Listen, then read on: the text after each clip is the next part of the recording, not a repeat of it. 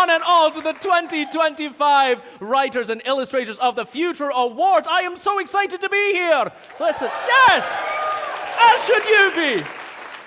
You know, you can't talk about the future without talking about the past. And what I hold in my hand here is a very important part of magic history. This was one of the signature effects by Harry Blackstone Jr., who had the longest running magic show in Broadway history. Now, I never got to meet Harry Jr. However, I did get to meet his widow, Gay Blackstone, who's in the room right now. Hello, Gay. Hello. Gay actually gave me this bird cage. She handed this to me and she gave me the knowledge of how it works. She personally taught me one of her late husband's signature effects, and I think that's such a beautiful thing. We always need to be doing that. The future needs to inspire the present, and the present needs to inspire the future. Because if at any point we start gatekeeping, if at any point we start hoarding industry secrets, then the future of your art will disappear. Ha! Not hiding up the sleeves, not tucked away inside the jacket. Gone. That's how you kick off an award show. Thank you very much. It means so much to me to be here tonight because in addition to being a magician, I also studied for 4 years as a writer at an art school, the Orange County School of the Arts. So for 4 years, thank you. 4 years, I studied under the tutelage of Tim Powers, who's being presented with a Lifetime Achievement Award. Hello, Mr. Powers. Sorry, I should probably call you Tim now. It's so weird to call you Tim. I just default to Mr. Powers. Anyways, but I'll never forget that while he was teaching us writing, he said, we talked about many things, ships and shoes and sealing wax of cabbages and kings, but we talked about writer's block. And how to get through that. I remember a piece of advice he said, if you ever have writer's block, here's what you do. Imagine, just write that a clown that's on fire rides in on a unicycle.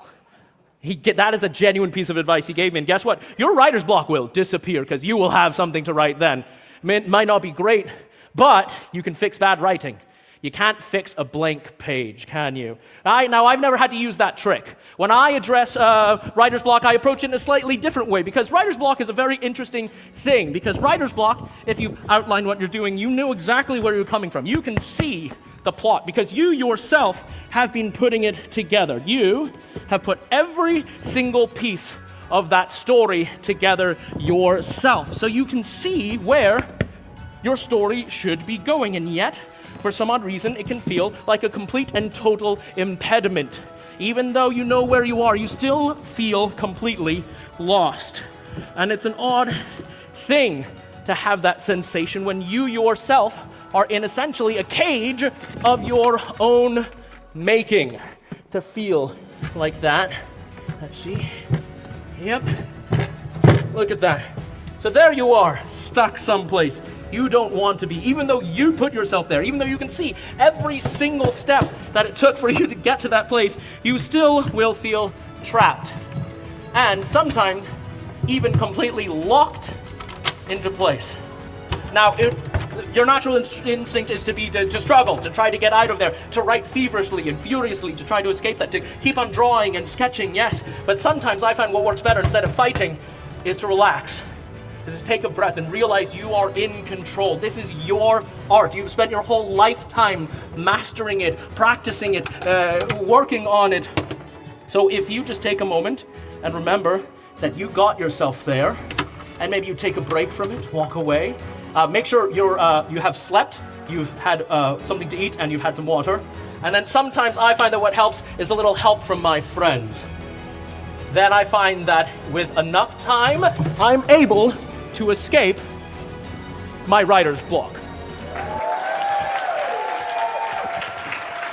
Come on! Everyone! Oh, that's right, we got this one out of there. It won't move without those. There we go. Everyone, how about some applause? Yes! Keep that going for Spencer Wolf. Couldn't do it without him. I'm Nathan Fan. I'll see you later in the evening. Welcome to the Writers and Illustrators of the Future Awards 2025.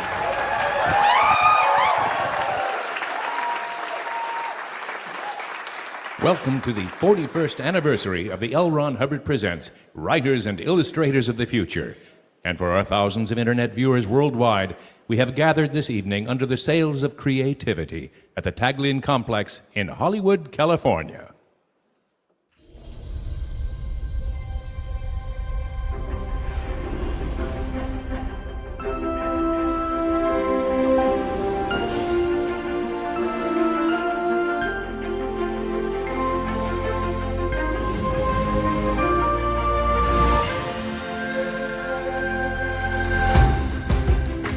The L. Ron Hubbard Writers and Illustrators of the Future contests have left a tremendous mark on the science fiction and fantasy field. Both contests have been discovering and providing platform for both writers and illustrators for 4 decades. It's impossible to measure the impact these contests have had on the field.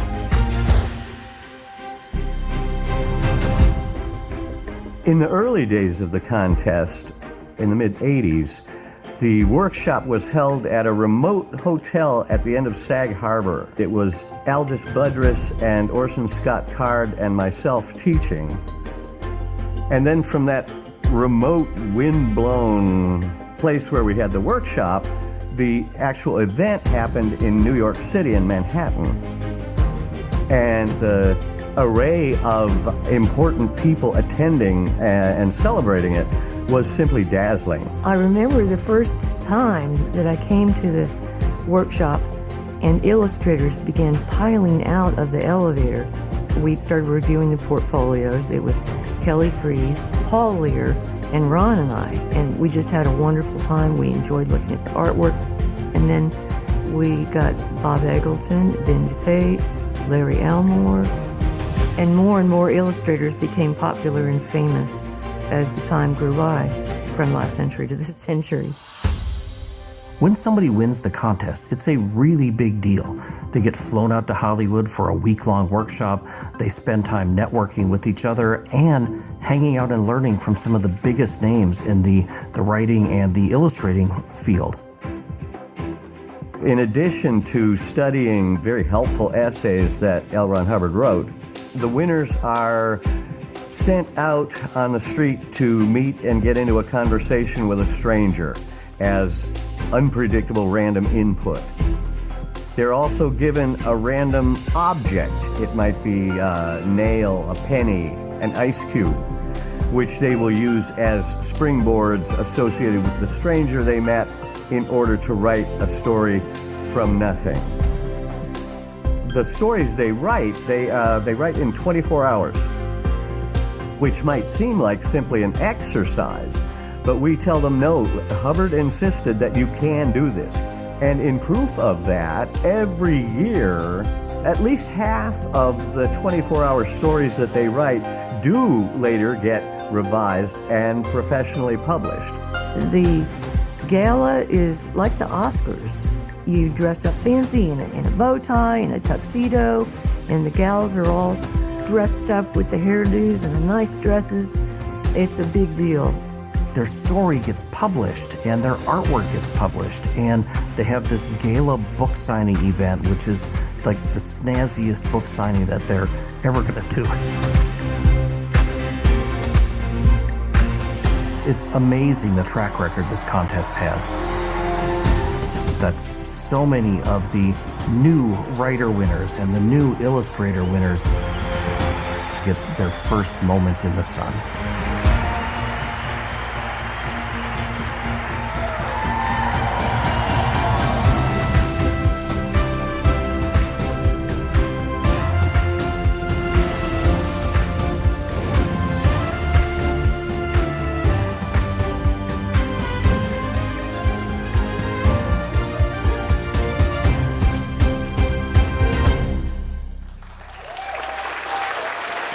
Please welcome the Executive Director of Author Services, representing the literary works of L. Ron Hubbard, and the Mistress of Ceremonies of tonight's festivities, Ms. Gunhild Jacobs.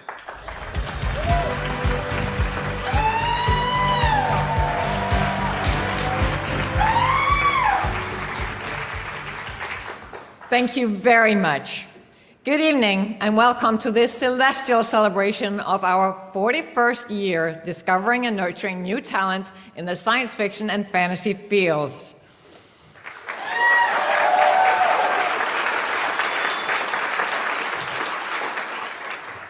Tonight, we stand at the helm of imagination as we honor the brilliant minds of the writers and illustrators of the future contest. In 1984, philosopher and best-selling author L. Ron Hubbard founded the Writers of the Future contest with a singular vision: to discover and nurture the next generation of great writers. He brought on board a team of distinguished judges, among them Algis Budrys, Dr. Gregory Benford, Robert Silverberg, Jack Williamson, Theodore Sturgeon, and Roger Zelazny. Just 5 years later, the Illustrators of the Future contest followed, extending his vision with such luminary artists as Frank Kelly Freas, Ed Cartier, Bob Eggleton, Will Eisner, Val Leakey Lindan, and Jack Kirby on the judging panel. Through his foresight, he established a platform that has become the gold standard for new talent in science fiction and fantasy. Every single year, we unearth gems from across the globe, individuals who begin as dreamers and emerge as creators, shaping our cultural landscape, such as Stephen Baxter, Karen Joy Fowler, Nina Kiriki Hoffman, Dr. Nettie Okorafor, Patrick Rothfuss, Dean Wesley Smith, and Dr. Sean Williams, as well as the late Joe Beverly, David Farland, and Eric Flint. On the illustrator side, we have Cassandra Boland, Brian C. Hales, B. Jackson, Sean Tan, and Eldar Sakharov. The list goes on, the contest launching careers of hundreds who now rank among the elite of speculative literature and art.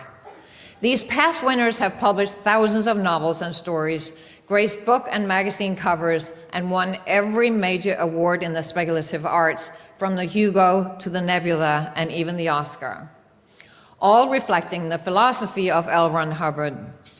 So my own philosophy is that one should share what wisdom he has, one should help others to help themselves, and one should keep going despite heavy weather, for there is always a calm ahead. As we now enter the 5th decade and set our course towards the golden anniversary, we proudly introduce the latest cadre of winners, each one a beacon of potential, and together a testament to a legacy rich in dreams transformed into reality. And all in the spirit of this from the founder in the introduction to L. Ron Hubbard Presents Writers of the Future, Volume 1. The artist is looked upon to start things. The artist injects the spirit of life into a culture. And through his creative endeavors, the writer works continually to give tomorrow a new form. It is with this in mind that I initiated a means for new and budding writers to have a chance for their creative efforts to be seen and acknowledged. To that end, Dave Wolverton, also known as David Farland, was seen and acknowledged as the grand prize winner of the Writers of the Future contest in 1987. He went on to publish over 50 titles and became a New York Times best-selling author. He was also a mentor and a star maker. He made it his life's mission to find and train the next generation of best-selling authors, including helming the Writers of the Future contest as the coordinating judge for over a decade. In honor of the legacy he both benefited from and carried forward, we wanted to show you an inspirational interview with Dave from 2018, wherein he speaks of his own journey as a writer and what the contest meant to him. And here he is.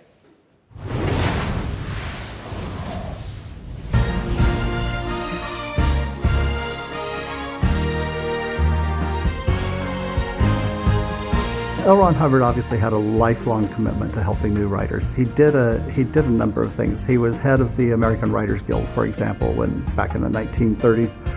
He lectured at universities like Harvard and George Washington. He ran a little writing contest when he was in Alaska that was a precursor to Writers of the Future. I first heard about Writers of the Future in probably about 1986, I think it was. I was in a little writing group called Zenobia back up in Provo, Utah, and one of my friends told us about it. He said, hey, there's this contest for writers, and here it is. And And he was very excited, so he kind of set a challenge for all of us to write stories and send them into Writers of the Future. And then I won a little while later. It was huge, but I think I was sort of, I don't know, maybe a little bit stunned, was probably my reaction more than anything. I told my wife, and she kind of went, eek, like that, and so we had a celebration. We went to Sag Harbor in New York to have the writing workshop. And the first time that I read L. Ron Hubbard's articles on writing, it was really all about professionalism. What is it that a writer does? A real writer rolls up his sleeves and gets to work. And that's really what I got from those articles, was a work ethic. And so I looked at it and said, aha, I get it. This is how I'm going to run my career. Then we went to the awards ceremony, and that was really kind of surreal because Mark Hamill was there. I was a big Star Wars fan, so having Luke Skywalker there, along with Isaac Asimov sitting almost next to me, like 2 seats over, and Roger Zelazny. I mean, all of these people that you look up to as heroes and whose work you've been studying, I mean, they were just like all there in one room. So when I was announced as a grand prize winner, that was a big surprise. And it was all a blur after that. I don't know what I said or anything. The big surprise to me was just how well received it was by editors. We had a bunch of editors in the room from major publishers, and I had 8 of them that came up and gave me their cards and said, would you be willing to show us your first book proposal? And so I ended up having a little auction and selling my first 3 books within the next week. When I was asked to be a judge, I don't think that I hesitated at all. I didn't have to think about it. It was sort of, yes. I had been watching the contest, having been a winner of the contest and knowing how much of an impact it had on my life. And so I just saw it as a great opportunity to help new writers break into the field, establish their connections, and move forward. And then I was given the huge opportunity of turning some of L. Ron Hubbard's screenplays into novels at one point. And I was given my choice of several different things, and a very strange trip kind of came to mind. Came to me as being one that would be fun to do. My grandfather was from the mountains of West Virginia, and the character of Dunphy was from West Virginia. I would never have written that novel without the screenplay. It was just something that I probably wouldn't have dared try without L. Ron Hubbard's novel as the backbone of the whole thing. L. Ron Hubbard is still having its impact, affecting writing as we move forward all the time. And the contest is the longest running writing contest of its kind. But more importantly, it's still growing by leaps and bounds. We doubled our size roughly in one single year. And the fact is, the people who are winning the contest today are going to be leaders in the field tomorrow. They're going to be the people who are writing articles, who are producing movies, who are running the publishing companies and things like that. That's the caliber of people. Our winners have had over 1,000 novels published, 4,500 short stories, not to mention the effect they've had on screenplays and articles written and things like that. And our authors keep on going on to win more and more awards, and the Hugos and the Nebulas. They've gone on to win Campbell Awards. They're winning international awards in Britain and Canada and down in Australia. It just keeps going kaboom, The mushroom cloud is getting bigger all the time. L. Ron Hubbard talked about how the artist really inspires a generation. They're the dreamers who look at the future and therefore help create the future. I think he was looking for more than just good writers. I think he was looking for people that are ultimately going to make this a better world.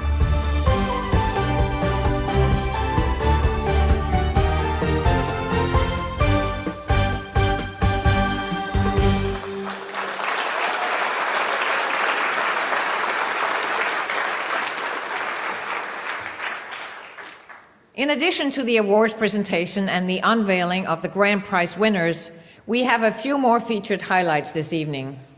We will release The Creature of the Storm in the form of Volume 41. You will hear from animator, film director, screenwriter, and film producer Mr. Ron Clements on transforming imaginative tales into cinematic masterpieces. We are also honored to bestow the L. Ron Hubbard Lifetime Achievement Award to yet another literary legend. And finally, Dr. Cyan Leo Proctor, astronaut, artist, author, and poet, will tell you her fascinating story of going to the stars.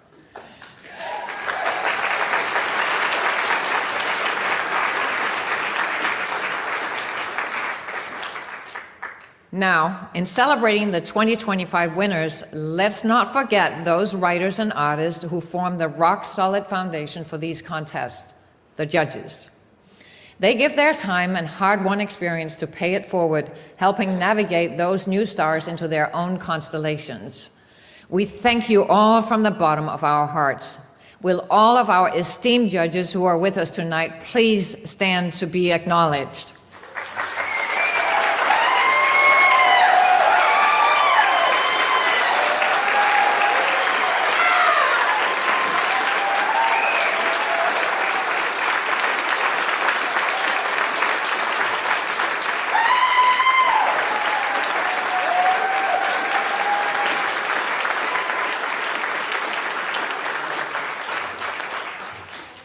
And now, to launch us into the next chapter of this magical voyage, I am pleased to introduce the president of Galaxy Press, Mr. John Goodwin, to release L. Ron Hubbard Presents Writers of the Future, Volume 41.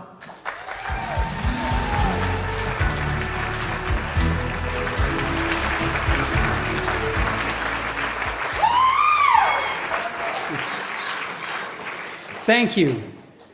Tonight, we not only celebrate another year of literary and artistic exploration, but also set our sights on new galaxies of opportunity. As we journey forward, we continue to enjoy stories and art of courage, discovery, and the unending quest for knowledge. Over 4 decades, this contest has published over 600 short stories and illustrations in the 41 anthologies, earning rave reviews from some of the most respected voices in the literary world. Booklist writes that the collection contains something for every reader of speculative fiction. Meanwhile, Sci-Fi Now says that the contest brings to the fore a plethora of exciting new talent. Publishers Weekly proclaims that the series continues to be a powerful statement in American science fiction. This year's anthology upholds this tradition by introducing the year's best new writers and illustrators, each poised to shape the future.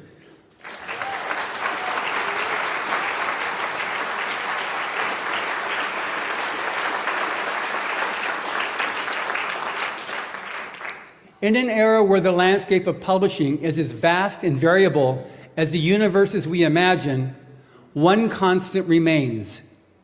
L. Ron Hubbard Presents Writers of the Future stands as a beacon of hope and excellence destined to inspire for decades to come.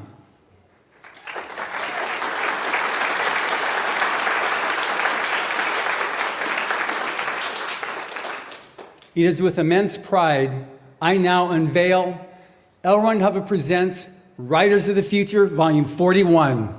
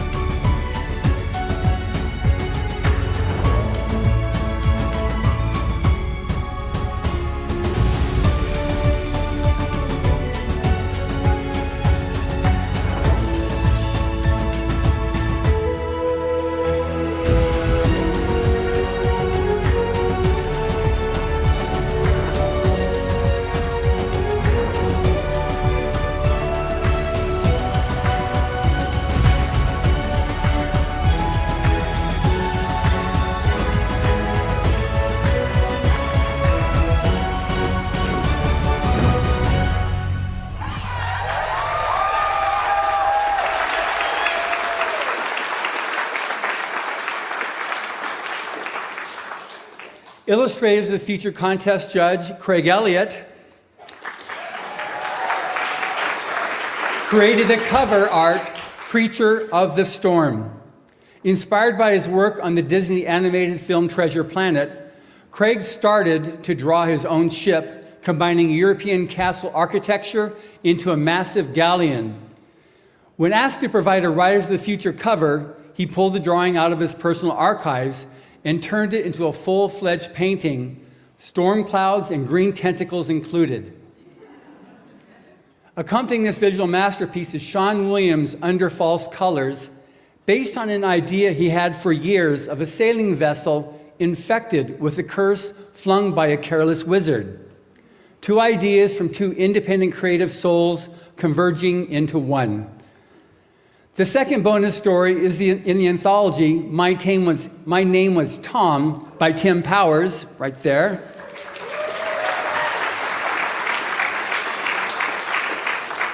Is about a man trapped on an endless ship. The third bonus story is L. Ron Hubbard's Tough Old Man, showcasing once again the action-packed storytelling, sly satirical humor, and surprise twist that exemplify his stories. The anthology is a treasure trove of the speculative and the fantastical, from cheerful self-driving cars to a pizza delivery guy meeting his future selves, offering something for every reader, including a full-color art gallery up front. It's also a guide for aspiring artists, showcasing the caliber of storytelling that captures the judge's attention. With that in mind, you'll receive additional hard-won advice in the form of educational essays on the business of writing and art. It don't mean a thing if it ain't got that theme by Rise the Future Judge Robert J. Sawyer.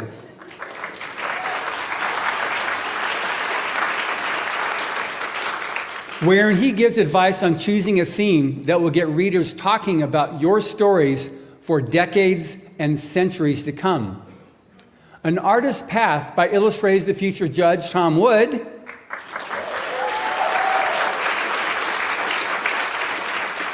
talks about the importance of discovering and following your own path to becoming an artist. And Message and How to View Art by L. Ron Hubbard, in which you will find advice applicable to all art forms on how to successfully formulate your message and evaluate your work to create a powerful impact. With the success in the last few years of the anthology as an audiobook, we're thrilled to announce that Volume 41 will also be available in this format, brought to life by actor Kirby Hayborn and Jim, Tamara, and Taylor Meskimen.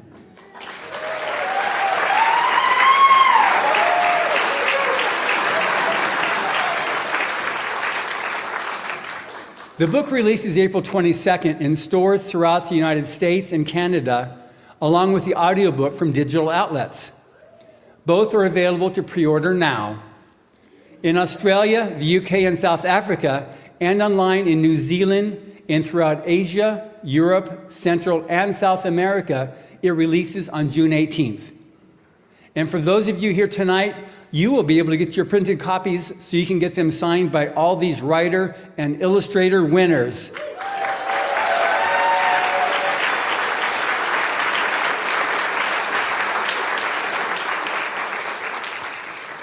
In closing, as we turn the first pages of L. Ron Hubbard Presents Writers of the Future, Volume 41, let me remind you that the stories and illustrations held within are the emerging voices of a better tomorrow. And so, in the words of L. Ron Hubbard from the inaugural volume, I'm very proud to present the winners. Good luck to all other writers of the future, and good reading. Thank you.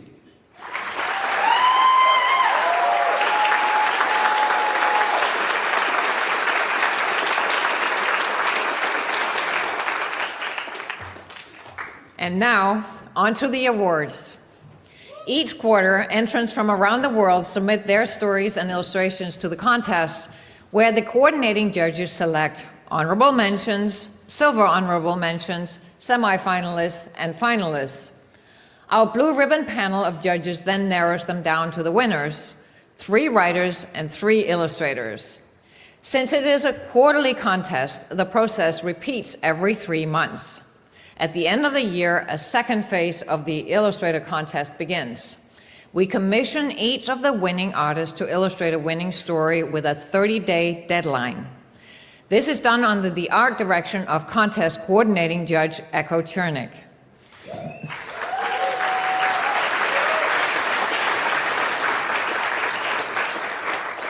These are the illustrations that are judged for the grand prize and published alongside the winning stories in the annual anthology. And with the writer contest, only the quarterly first place winners compete for the grand prize. While all the winners get prestigious awards, only one writer and one illustrator will receive the L. Ron Hubbard Golden Pen and Golden Brush Awards. A moment that can change everything in the constellation of a life. And so, to present our first awardees, please welcome Writers of the Future Judge Tim Powers and Illustrators of the Future Judge and Writers of the Future Volume 41 cover artist, Craig Elliott.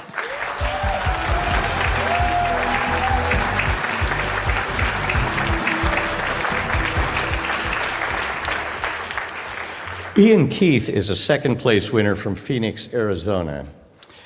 His journey began in philosophy and law schools, but he ultimately found his calling in storytelling. His winning story is Blackbird Stones, started as a simple exploration of desert life and blossomed into a captivating love story that bridges two irreconcilable worlds. With his imaginative storytelling and heartfelt characters, Ian has crafted a unique narrative that celebrates connectivity and discovery. Please welcome Ian.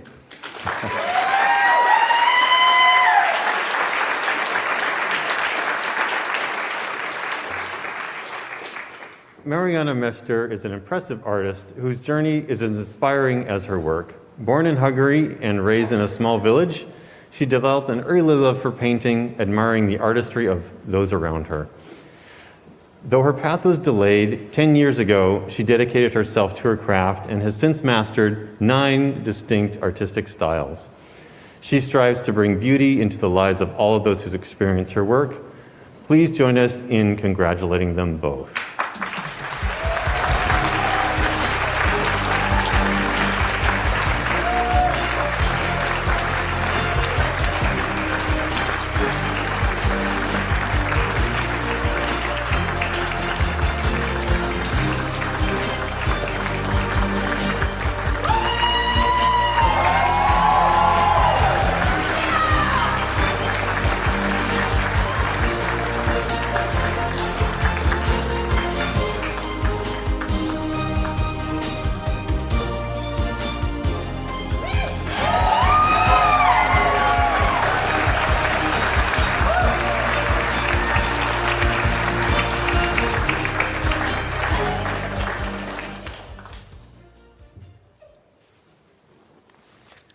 First of all, I would like to thank L. Ron Hubbard for his outstanding generosity in founding and funding this wonderful contest.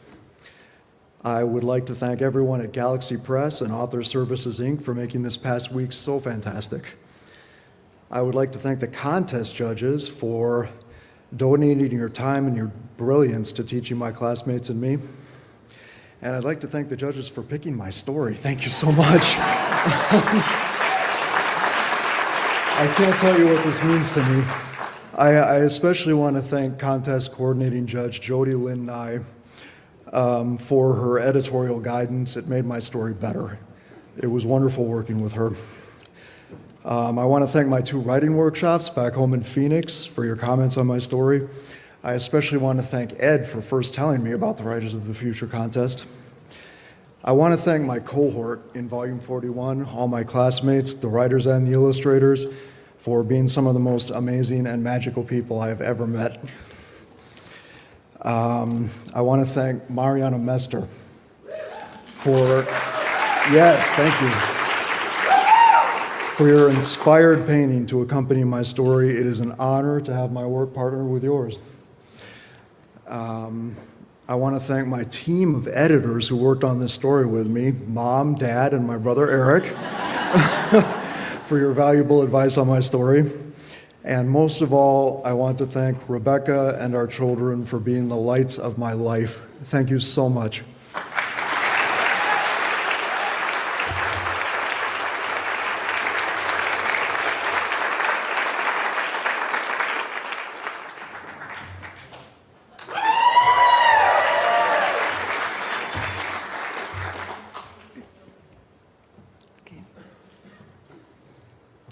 Én Magyarországról jöttem, ami egy kis ország Közép-Európában. Nagyon büszke vagyok arra, hogy én vagyok az első magyar nyertes ezen a színpadon. Ez egy nagy megtiszteltetés számomra és a hazám számára. I come from a small country, Hungary, which is in Central Europe. I'm very proud that I am the first Hungarian winner on this stage.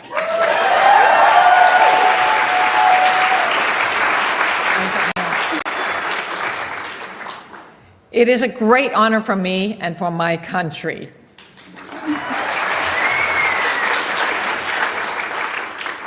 Amikor én kislány voltam, az volt az álmom, hogy úgy tudjak festeni, mint azok a festők, akiket én csodáltam, ezért nagyon sokat gyakoroltam éveken keresztül. When I was a little girl, my dream was to be able to paint like the artists I admired, so I practiced a lot for many years. Lehet, hogy egy ember életében csak egyszer van ilyen lehetőség, de én most itt vagyok. És ez a pillanat az enyém, és örökre a szívembe zárom. It may be that a person has such an opportunity only once in their lifetime, but I am here now, and this moment is mine, and I will forever hold it in my heart.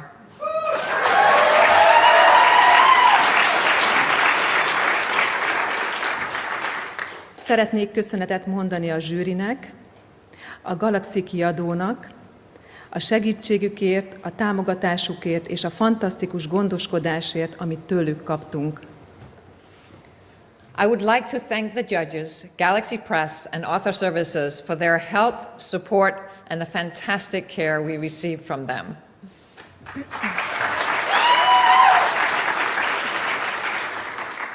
Szeretnék köszönetet mondani a barátaimnak és azoknak, akik segítettek, biztattak, támogattak engem a verseny során.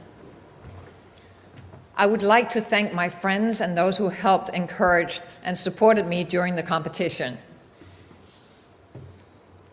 És végül szeretném megköszönni Iannak a novellát. Thank you very much. And I would like to thank Ian for the short story.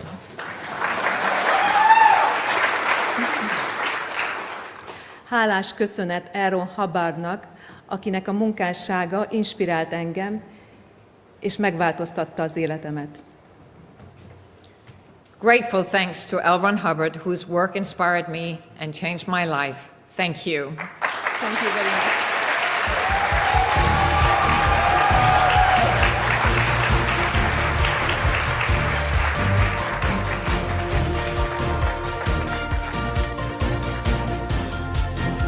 Please welcome Writers of the Future judge Orson Scott Card and actress Marisol Nichols from the Warner Brothers television show Riverdale, and starring opposite Jenna Ortega in the Paramount feature Winter, Spring, Summer, Fall, due out in 2026.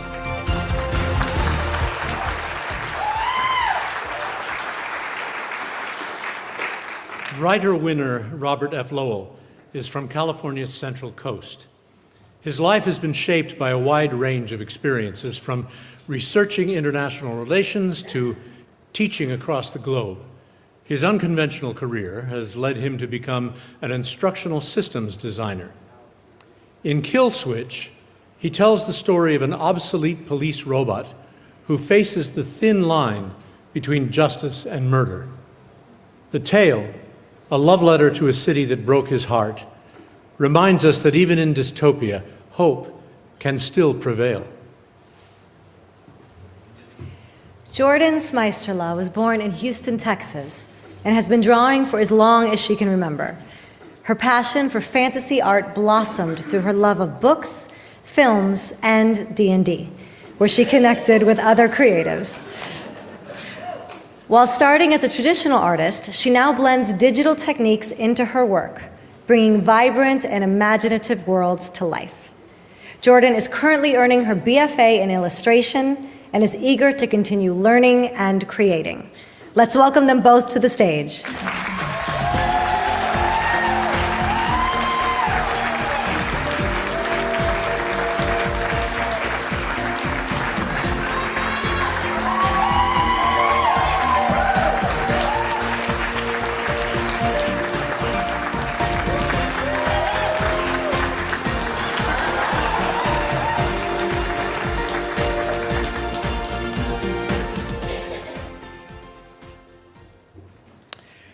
My name is Robert F. Lowell. My friends call me Fred because Robert was my father's name.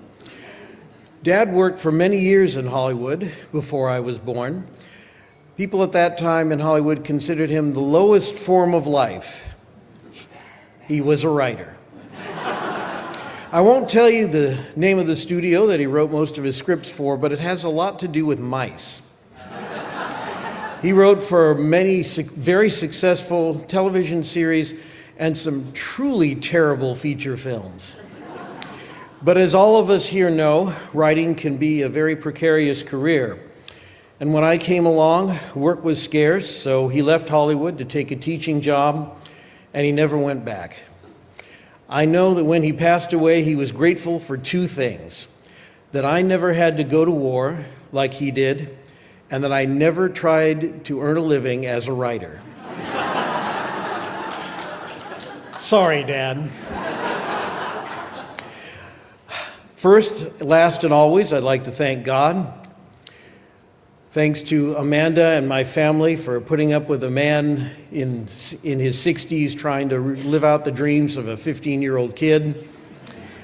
To my mentor, Wolf Moon, and my fellow writers in the Wolf Pack, especially future writers of the future winners, Candace Lyle, Casey Richards, and Duke Hawley. To Jordan for an unbelievable illustration for my story.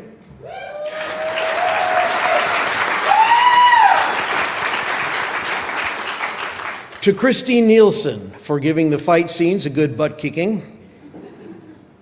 And finally, to L. Ron Hubbard, to Tim Powers and Jody Lynn Nye, our master teachers, to everyone at Galaxy Press, the contest, and Author Services for everything they do to make writing science fiction and fantasy a higher form of the writing life. Thank you all.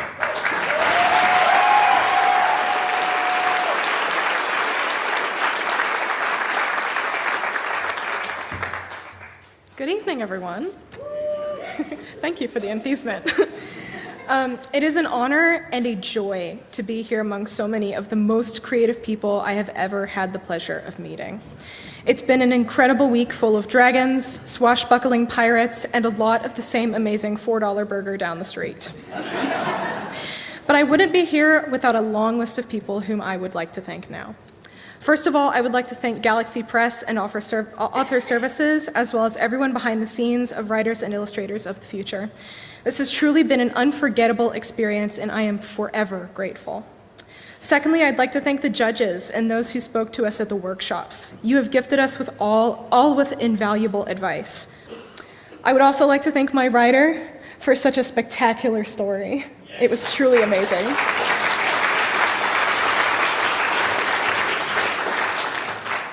I'd like to thank my family. My mom and dad are here with me tonight.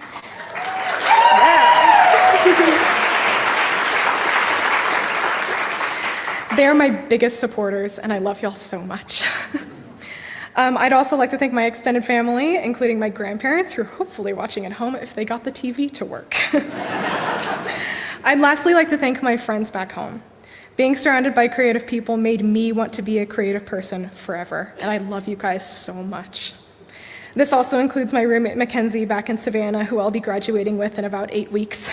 I can't wait to see what happens after graduation, and thank you guys so much.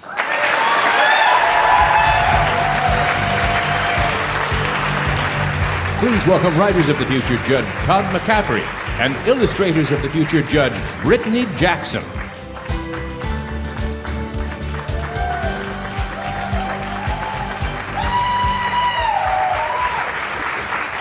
Writer-winner Lauren McGuire hails from a small southern town where zombies ironically fund the local economy. Growing up as an Army brat, her global travel sparked a deep curiosity about different cultures and religions. A writer since 2016, McGuire explores space, monsters, and humanity's moral compass. In Karma Birds, she explores the idea of a morality as a survival mechanism. Brianda Pesch, born in Denver, Colorado in 1998, has been passionate about art from a very young age. She's always been drawn to creating, whether through comics or paintings. After winning awards in art competitions during high school, Brianda pursued her passion for storytelling through art, earning a degree in animation from Colorado Mesa University.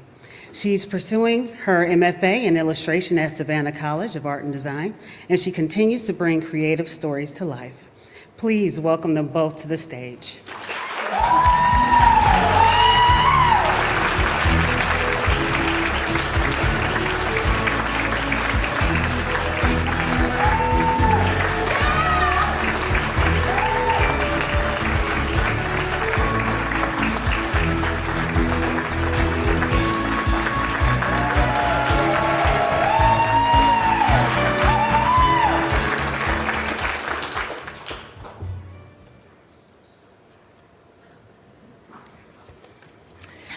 I am a highly responsible firstborn daughter, which means I spent the first half of my life doing exactly what I was supposed to do.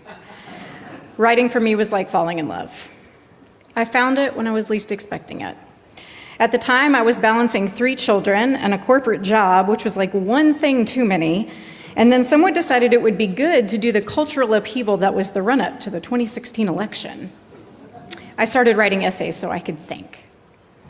I didn't start writing fiction until about a year later, and I only started doing that because there was this woman chasing me in my morning runs, and she refused to stop doing so until I started writing her story down.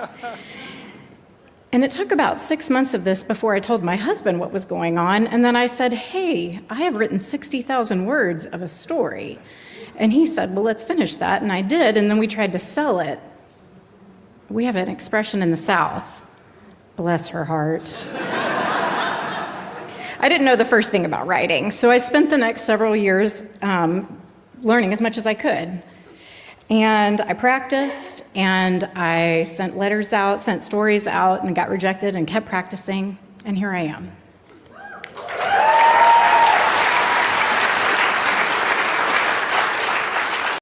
I'd like to thank everyone at Writers of the Future and Galaxy Press. I found this contest doing a Google search on the internet, and I figured I had nothing to lose. I submitted 2 stories that garnered an honorable mention, and then I finally got that phone call from Joni, who, we screamed, and she screamed, and she'll forever be getting a Christmas card from us until I die. So I would like to thank her and everyone at Galaxy Press Author Services, John Goodwin for his leadership and constant elevation of writers and writing craft, and his incredible team. I would like to thank Jody Lynn Nye, who elevated my craft exponentially upon her edit. And I would like to thank all the judges and all of our instructors for investing in us and growing us. Finally, I'd like to thank my family and friends. My best friend is a constant support and cheerleader. She's here. My children. You are my first readers, my characters, and the soul of my writing. And to my husband, Jason, none of this would be possible without you. Sometimes love is cozy and warm, and sometimes it's someone grabbing your face and saying, you will not give up. Love is not a strong enough word. Thank you.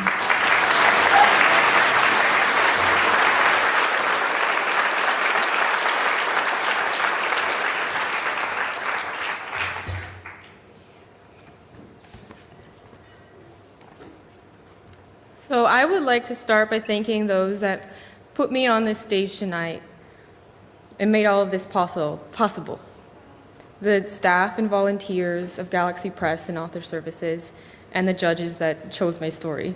And you have gone above and beyond Thank you for choosing to give rookies like us a chance year after year, and highlighting our value as creatives at such a grand scale.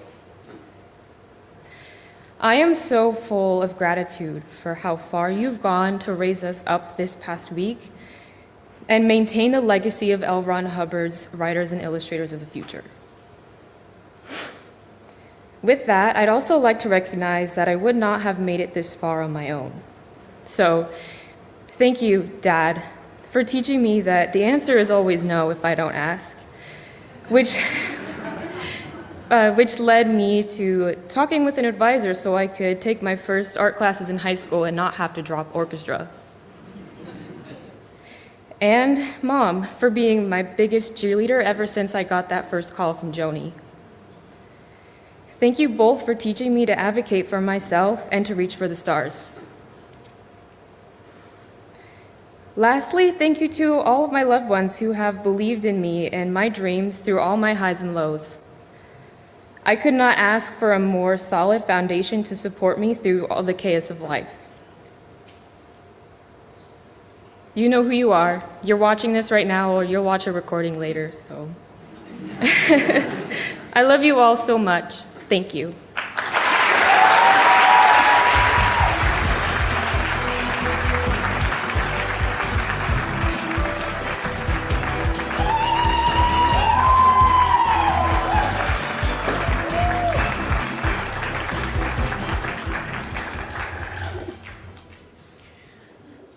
It is a great privilege to introduce our esteemed speaker, Mr. Ron Clements, a titan in the world of animation.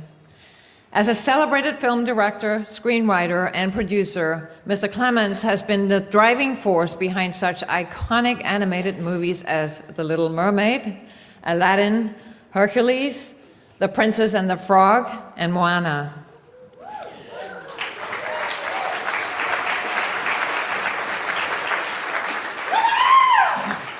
As you earlier heard, artist and illustrators of the future judge Craig Elliott drew the unique ship that turned into this year's cover while he was working on the Disney animated film Treasure Planet. Well, Mr. Clements also co-wrote and directed that film, so not only did his creative vision shape a wonderful film, it inspired the magical cover of Volume 41, and now the theme of this event. Tonight, he will share insights from his illustrious career, offering us a glimpse into the creative process and synergy behind transforming imaginative tales into cinematic masterpieces. Please join me in giving a warm welcome to Mr. Ron Clements.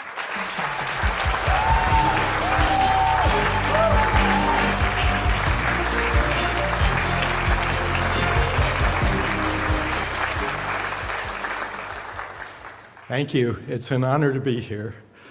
I think this is a great event. It's so important for people working in all artistic endeavors to find ways to pay it forward. In line with that, tonight, I wanted to talk a bit about some of the creative influences of the past that have inspired me and my work, which then has gone on to inspire others who will continue to inspire future generations. To fill you in on a little of my own personal background, I was born in Sioux City, Iowa, an only child raised by my mom. Growing up, I was extremely shy, didn't have many friends, but like many of you, discovered early on the amazing joys derived simply from exploring one's own imagination. I drew a lot, mostly cartoon characters, and I like to make up my own stories, but the first big seminal event for me was when I was 9 years old and saw the Disney film Pinocchio at a local theater and was completely blown away. I was overwhelmed by that movie. I drew the characters over and over, and I actually decided at that point when I grew up I wanted to be an animator and work for Walt Disney. But I wasn't just a Disney fan, I was also a big comic book fan, starting with Superman, then many other superheroes, and I became a fan of people who drew those comics, like Carmine Infantino, Steve Ditko, Jack Kirby, and Will Eisner. Yes, Will Eisner, one of the founding judges of the Illustrators of the Future contest. I loved to read, and as a teenager got deeply into science fiction and fantasy. I must have read and reread just about everything Robert Heinlein and Ray Bradbury ever wrote, and read novels and short stories of many others from that time, including A.E. Van Vogt, Robert Silverberg, Larry Niven, and Isaac Asimov. I even tried writing a few science fiction short stories myself, and I even wrote a novel at the age of 11 about a group of kids hijacking a spaceship to Mars. I sent it to publishers and got some very polite rejection letters. I see now, in retrospect, how all those early influences became a part of me and everything I did after I fulfilled my childhood dream and got accepted into Disney's Animation Talent Development Program in January of 1974. And it was there that I met some great artists committed to this idea of paying it forward. After I'd done a personal animation test that had impressed a lot of the old-timers, directing animator Frank Thomas, one of Disney's legendary 9 old men who worked closely with Walt, he took me under his wing and became my mentor. Frank had animated memorable scenes like the dwarves mourning the death of Snow White, Pinocchio singing I've Got No Strings, Bambi ice skating, and those 2 dogs eating spaghetti in Lady and the Tramp. And working and learning from him was one of the greatest experiences of my life. I was 20 at the time, and Frank was 62, which seemed very old to me back then, but not so much nowadays. With Frank's help, I became an animator on the Disney films The Rescuers, Pete's Dragon, and The Fox and the Hound. But it was partly my love of fantasy that pulled me out of animation and into story. The big lure was the upcoming film following The Fox and the Hound called The Black Cauldron, based on the 5-volume Prydian Chronicles by Lloyd Alexander. It was already in development when I started at Disney, and as soon as I heard about it, I read the books, loved them, and yearned to be part of adapting and developing that story. It took a while, but I eventually did make it onto the film as a storyboard artist. But as they say, be careful what you wish for. I ended up getting into a lot of trouble on that movie because I had very strong ideas about how that story should be adapted, and unfortunately those ideas were not shared by 3 of the film's older directors. But the one very positive thing that came out of all this was that the film's young 4th director, John Musker, was also a fan of the books, shared a lot of my same ideas, and was equally having a miserable time on the movie. So out of that experience, the 2 of us bonded. During that time, my passion for Sherlock Holmes led me to pitch a book entitled Basil of Baker Street that the head of the studio, Ron Miller, liked and moved into story development. And that project became kind of a life raft for John and I after we were taken off Cauldron, and led to an extraordinary event which changed both of our lives forever. This was during the mid-'80s when Ron Miller was replaced by Michael Eisner and Jeffrey Katzenberg, who came over from Paramount Studios to run Disney. They were new to animation, and one of Michael's first initiatives was to gather a group of us story people and directors for what became known as the first Disney Gong Show. It was a brainstorming technique and named after the Chuck Barris game show. Michael wanted each of us to go out and find 5 new ideas for animated features, and we'd reconvene in 2 weeks and pitch those ideas. Before too much discussion, there would be a yay, which meant your project would move into development, or you'd be gonged, and that was the end of it. I took this whole thing very seriously, and that night went browsing in a bookstore looking for ideas. I was looking at books like the ones you all write and illustrate. I found a book of fairy tales and came across Hans Christian Andersen's The Little Mermaid, which I had heard of but never read. As I started reading it right there in the bookstore, I got very excited. It was so visual and cinematic, and the idea of this fantasy underwater kingdom was very appealing to me. But as I read further, I began to see a problem. The story started out sad, and then it got sadder, and then it got sadder, and then in the end, the mermaid died and turned into sea foam.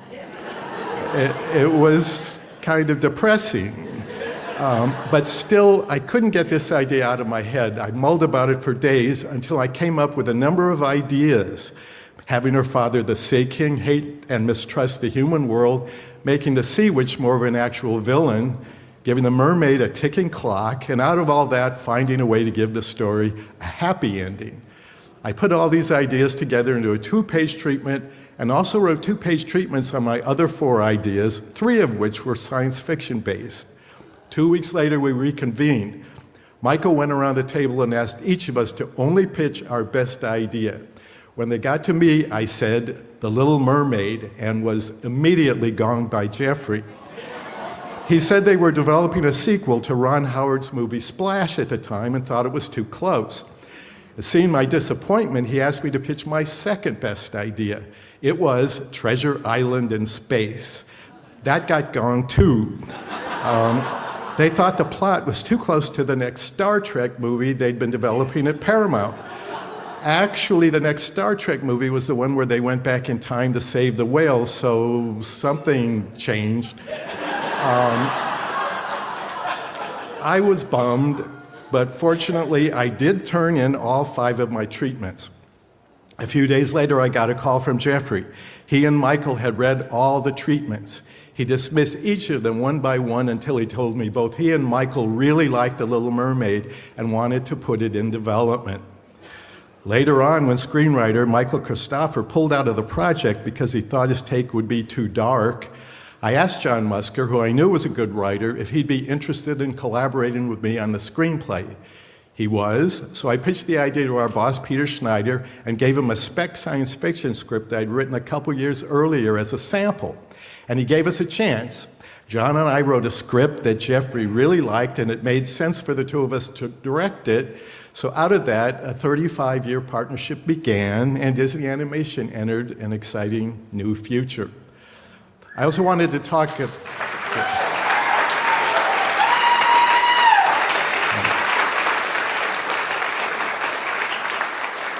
I wanted to talk a little bit about that other project, Treasure Island in Space. It got ungonged by Jeffrey shortly after Mermaid was released and rechristened Treasure Planet. Inspired by the work of another great author, Robert Louis Stevenson, it was an idea very close to my heart, going back to my childhood when I was trying to find a way to merge my 2 big passions, Disney animation and science fiction.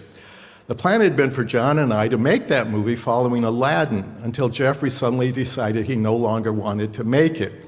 We argued and pushed back, but reaching an impasse, we ended up making Hercules, a mythological epic comedy fantasy that was a lot of fun to do instead. However, after Jeffrey left Disney to start up DreamWorks, Michael Eisner met with us and told us he really wanted to make Treasure Planet and for it to be our next film following Hercules.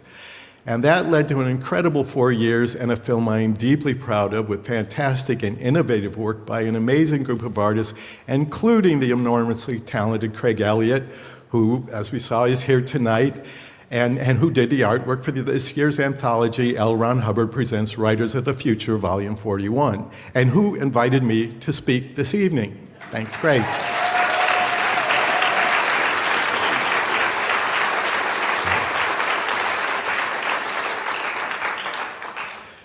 Projects like Mermaid and Treasure Planet and all the other films that John and I have written and directed are enormously hard work, take years to make, and involve fighting hard to overcome obstacle after obstacle.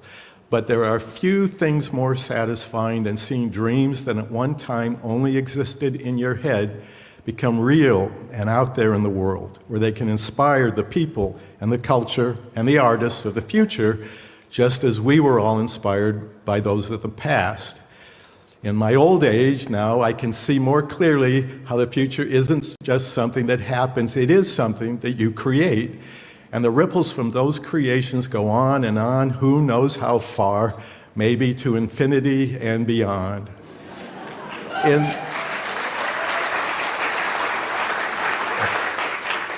In the words of L. Ron Hubbard, a culture is as rich and as capable of surviving as it has imaginative artists.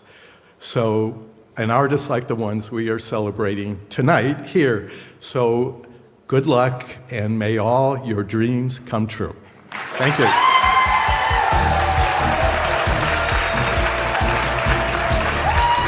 Please welcome Writers of the Future judge Mark Leslie and actor and narrator on the Writers of the Future Volume 41 audiobook, Jim Meskimen.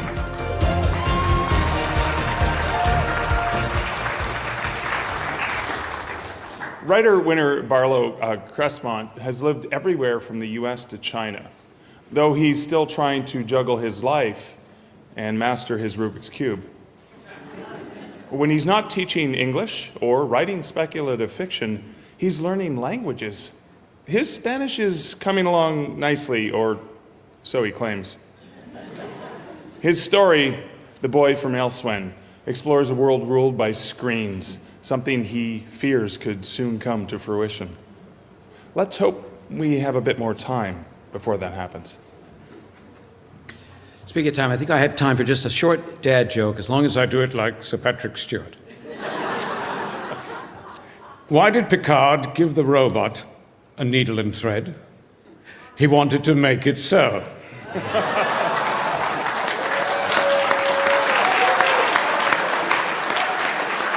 Please. Illustrator Daniel Montefiore was practically born with a sketchbook in his hand. Raised in Queens, New York, his Star Wars-loving mom and comic-collecting dad sparked his love for sci-fi and fantasy. He's always been inspired by diverse cultures. Now, a student at Ringling College of Art and Design, Daniel continues to refine his craft with captivating illustrations that transport viewers in imaginative worlds. Please congratulate them both.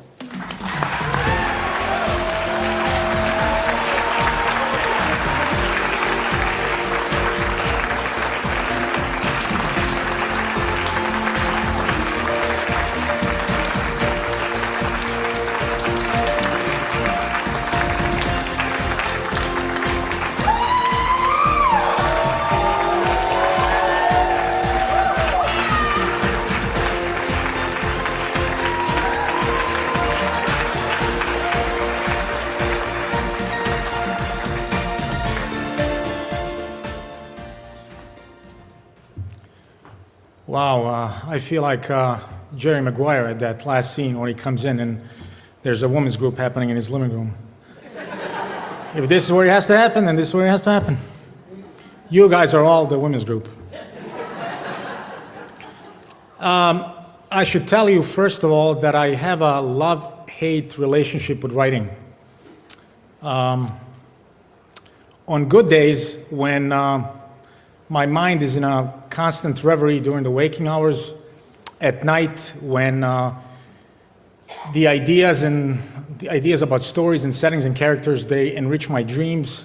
On other days when my brain is in perpetual overdrive mode, on those days everything's gravy. However, there are bad days when with eyes open or closed I can't see a thing. So anyway, in my 20s, I wrote a lot. We're going back now, in my 20s. I wrote a lot, and I used to write a lot of screenplays, and on a particular screenplay, I got a surprisingly scathing review for one of my scripts, and it was, needless to say, it was shattering. It was, I got disillusioned with the whole thing. I looked at everything I had ever written, everything that I was writing, and I just hated it all. I wanted to destroy it. I wanted to burn it. And I said to myself on that day, that was maybe 16 or 17 years ago, I said to myself, you're done. You're not going to write again. I quit writing. Anyway, I'm glad I didn't really do that.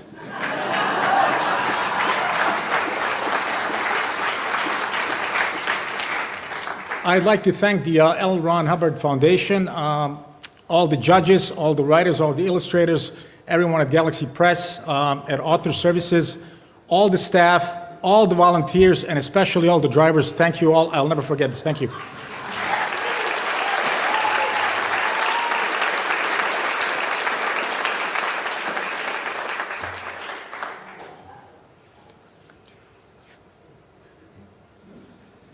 Wow, thank you. This experience has just been so unreal. To be among such amazing talent and creators and writers and illustrators. My work, there's just not enough words to express how I'm feeling right now. But first, I want to thank my whole family, especially my parents.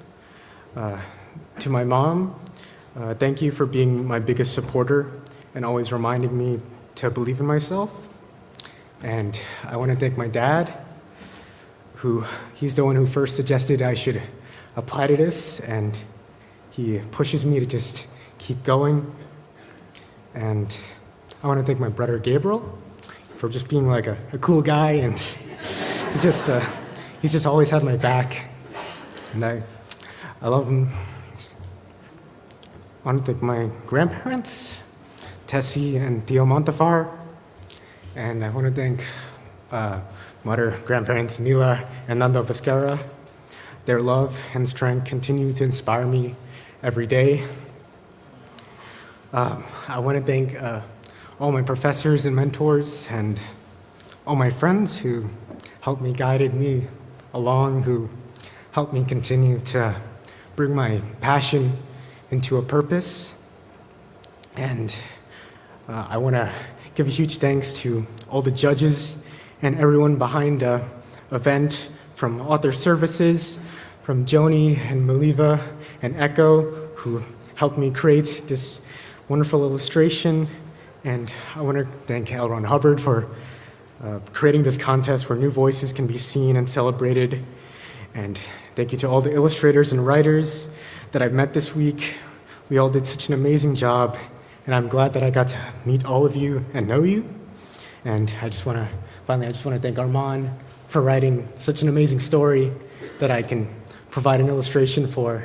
It was great. Thank you.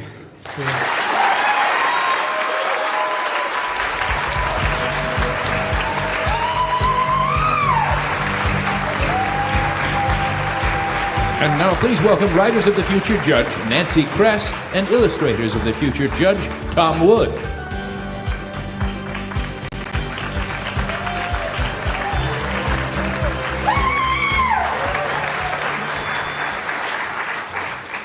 Andrew Jackson began writing at the age of 12, inspired by a love of Star Trek and the vast unknown of space. His story, Code L1, delves into the eerie silence of the universe, exploring the Fermi paradox on a jungle planet where a survey team faces a terrifying existence. When Andrew isn't writing, he juggles family, fatherhood, and a career in retail while pondering whether or not there will be any answers ever coming from the universe.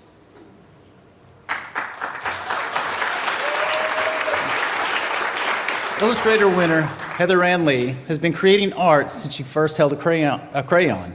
Originally hailing from Washington, she is now pursuing a Bachelor of Fine Arts at the Savannah College of Art and Design.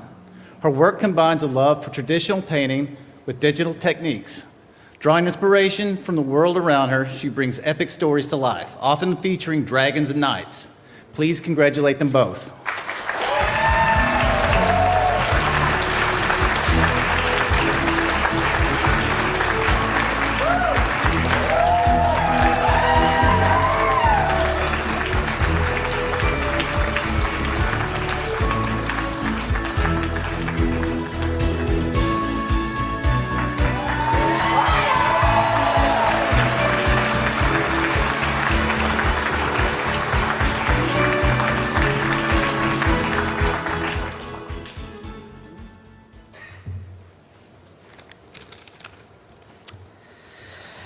In true English fashion, the first thing I did when I got to LA was to underestimate the climate. The second was to wonder how to turn the resulting sunburn to my advantage in writing this speech. Unfortunately, it healed, and now I don't have any excuse for blushing. So instead, I'll just have to talk about how delighted and honored I am to be receiving this award. This week has truly been surreal, more otherworldly than anything in this wonderful anthology. I wouldn't be here without several important people. I want to thank my eternally loving and supportive partner, Stephanie, who let me temporarily escape parenting duties to follow my dreams. My mentor and writing mum, Michelle, who introduced me to this contest. No matter how clever my excuses, she absolutely refuses to let me stop writing. Everyone at Author Services and Galaxy Press, they've consistently gone above and beyond, never treating us as less than royalty, while helping to give us an experience unlike any other.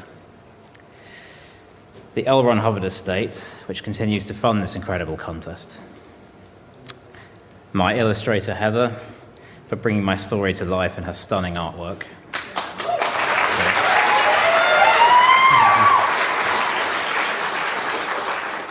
All the writers, guest speakers, and judges I've met this week. I can't begin to express how grateful I am for their invaluable teaching and new friendships. Being around such creativity and talent has invigorated and inspired me to write on, because sometimes dreams do come true. And finally, to everyone here today, to share our joy in celebrating writers and illustrators of the future. Thank you.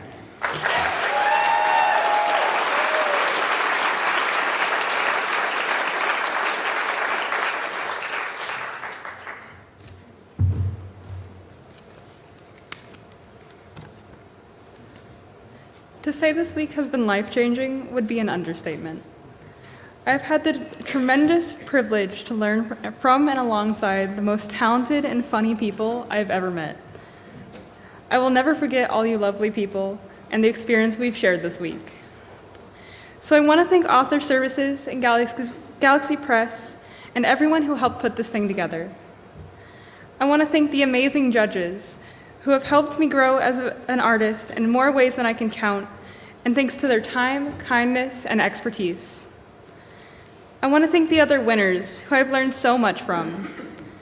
And I want to have a special thanks to my author, Andrew, for the incredible story I had the honor to illustrate.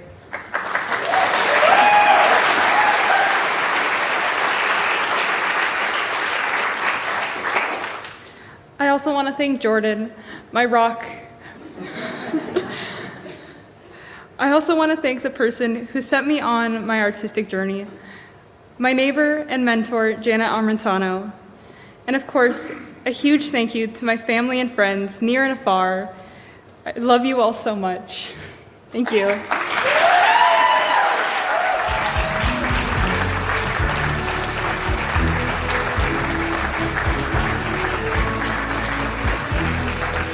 To present the next award, please welcome Writers of the Future Judge Larry Niven and Illustrators of the Future Judge Brian C. Hales.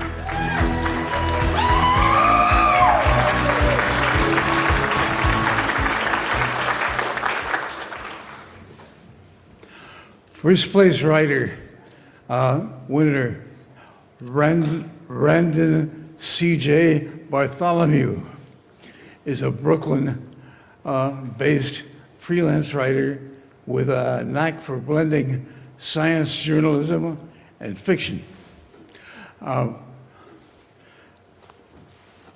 Excuse me. I need to see the name again because Rendon, your autograph sessions are going to be a nightmare.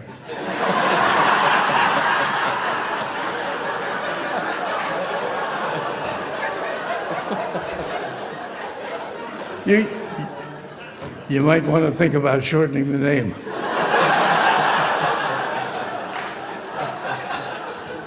I did. In his story, ASCII, A-S-C-I-I, he explores the intriguing relationship between humans and technology through the story of a self-driving car and a reclusive writer. When not writing, he enjoys running in Prospect Park and using a flip phone. Hell, so do I. Why not?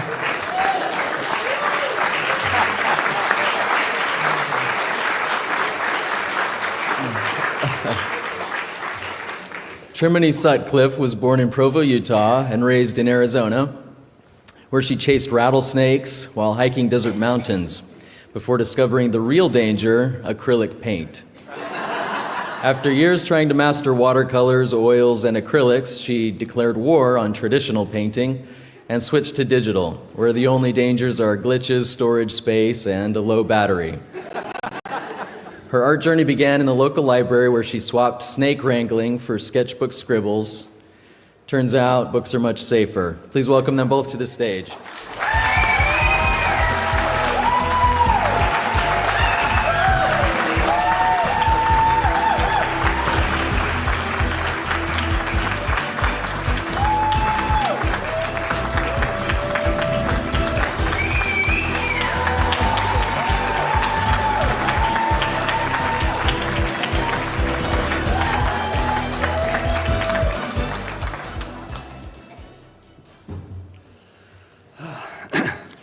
There are so many people I want to thank tonight. Firstly, my parents who are here tonight.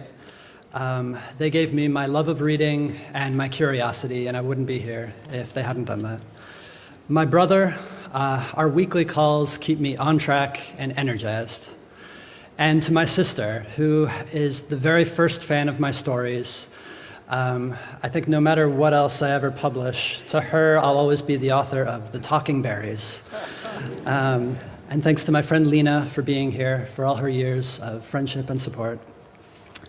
Thank you also to Tim Powers and Jody Lynn Nye for their instruction and advice this week, and for the example they've set in their own writing lives. Thank you to everyone at Writers of the Future and Author Services for this incredible week. I also want to thank the estate of L. Ron Hubbard for their generous funding and support. And of course, thank you to Trimony for your incredible artistry in bringing my story to life. I think anyone who sees the illustration you drew is going to be about twice as likely to read my story. So, thank you.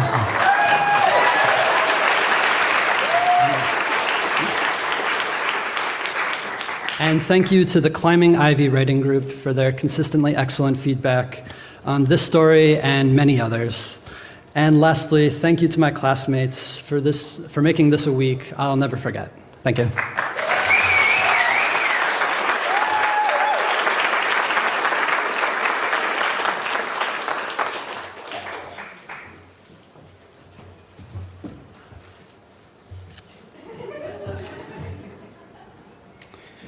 Everyone else was smart enough to bring paper. I got my phone.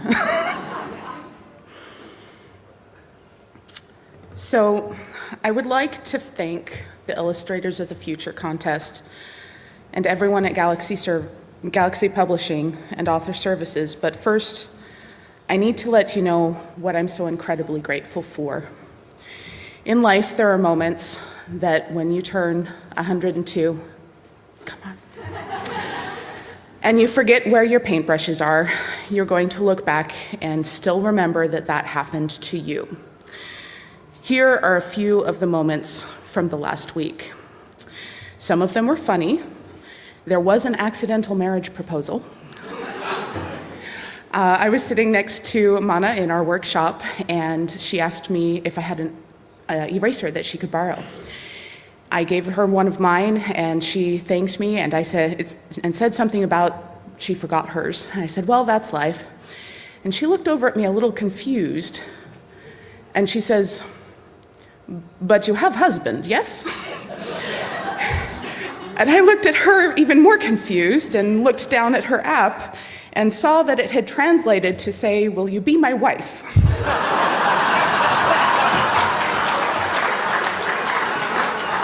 About the same time, I started to say, no, that's not what she says, oh, this is mistake, yes? And I said, yes, mistake.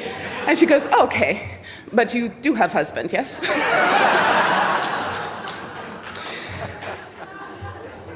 The second was during our workshop with artist Pryor, where he reminded all of us to always maintain a love for what we do.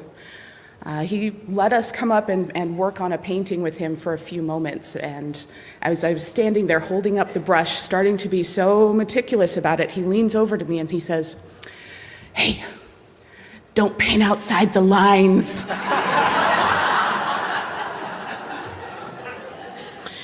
There was also a moment in which Todd McCaffrey tried to help me with the fear of stage fright. I don't know. Being up here that I was so nervous about, and he jokingly gave me some age-old advice of just imagine the audience naked, you know. And I said, well, what do you do if your brother's in the front row? And he says, something else. There were also countless moments where we got to learn from some amazing judges and illustrators who took their time to answer our questions, no matter how repetitive they were. And they struggled to do the impossible, which was to teach a younger generation the wisdom that they had already acquired. On that note, a special thanks to a moment in my childhood where we lived in the middle of nowhere. So I'd go to my mom, bored out of my mind, almost in tears. Mom, I'm so bored. And she'd look at me and she'd say, you can go to the room and color, your room and color, or you can go clean the bathroom. I said, I'm coloring. And now that I'm older, before I won this competition, she would ask me, she'd say, are you going to get yourself a real career? And I said, I'm coloring.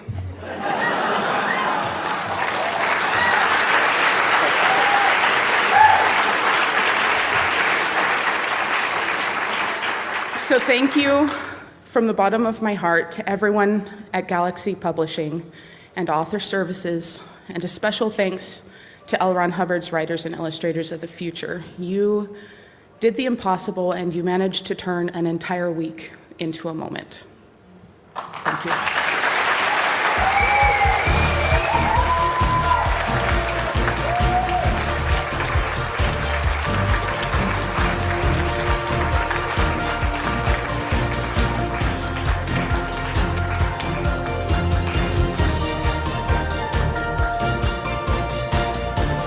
To present the L. Ron Hubbard Lifetime Achievement Award, please welcome the contest director, Ms. Joni Labate.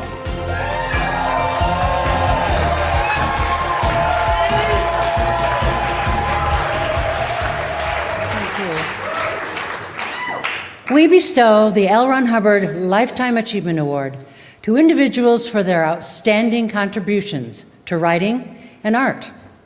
In the past, we have presented it to luminaries and masters Jack Williamson, Frederick Pohl, Al Gispudries, Frank Frazetta, Anne McCaffrey, Frank Kelly Freese, Robert Silverberg, Larry Niven and Jerry Purnell, Charles Brown, Dr. Gregory Benford, Tom Doherty, Orson Scott Card, Mike Resnick, Larry Elmore, Bob Eggleton, and Robert J. Sawyer.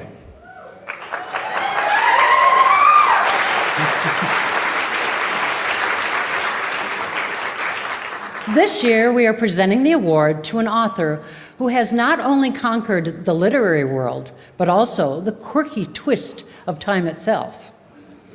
Born on Leap Year Day, he is humorously now the youngest recipient of this award by actual birthday celebrations.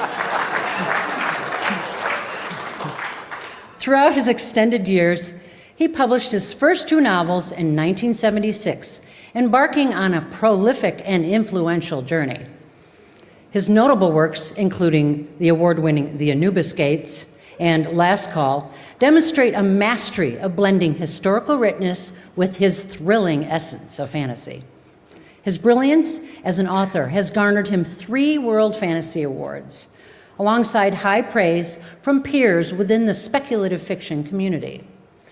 A passionate mentor, he has been a guiding force at the Clarion Science Fiction Writers Workshop and continues to nurture new talent at the annual Writers of the Future Workshop since first joining as a guest instructor in 1987. Since becoming a contest judge in 1993, his wisdom and insight have shaped countless emerging writers. Tonight, We honor not just his literary contributions, but his enduring dedication to fostering the next generation of storytellers. Please join me in a heartfelt applause as we present the L. Ron Hubbard Lifetime Achievement Award to the incomparable Tim Powers.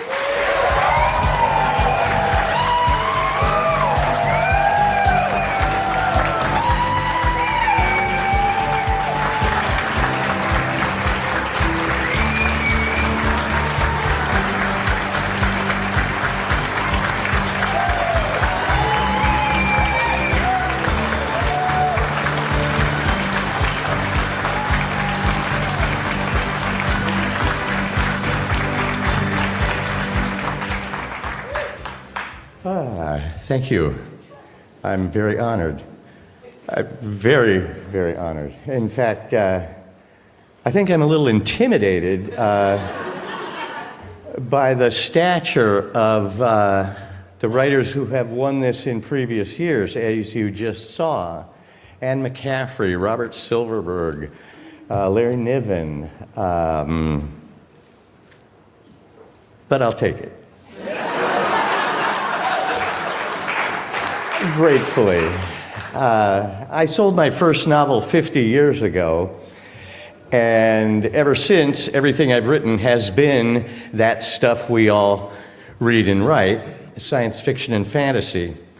And I think everybody who writes that stuff has from time to time heard the question, when are you going to write a real novel? By which, of course, they mean mainstream, which is to say no ghosts, no aliens, no time travel. I just can't think of stories that restricted. If I tried to write a novel about an average guy in Pittsburgh who was worried about his job and his car payments, it wouldn't be chapter 2 before he'd begin getting phone calls from his dead grandfather. Or a visit from his own self from an alternate universe.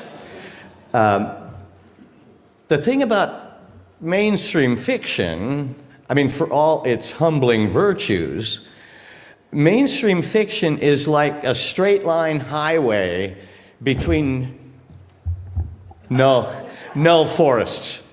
The forests zip by, you're on a straight line highway. It's an infinity of points, but all possible. It's like the real numbers line, right? The positive numbers in this direction, negative in that direction, a line. Our stuff, science fiction and fantasy, adds an extra dimension by rotating that line 90 degrees to perpendicular. And you all know what that perpendicular line is called, right? From the real numbers line? The imaginary numbers line. Our stuff is like that. It's like being able to take our eyes off of that straight line highway and look sideways, as if down a corridor of trees to a clearing. And it doesn't matter whether that is to see a spaceship or Cthulhu or a unicorn. The value of it is the sidewaysness of it, the extra dimension. It lets us see things that aren't hampered by actually existing, or at least not actually existing yet. L. Ron Hubbard was a master at showing us that expanded landscape in stories like Fear and Typewriter in the Sky, The Stars,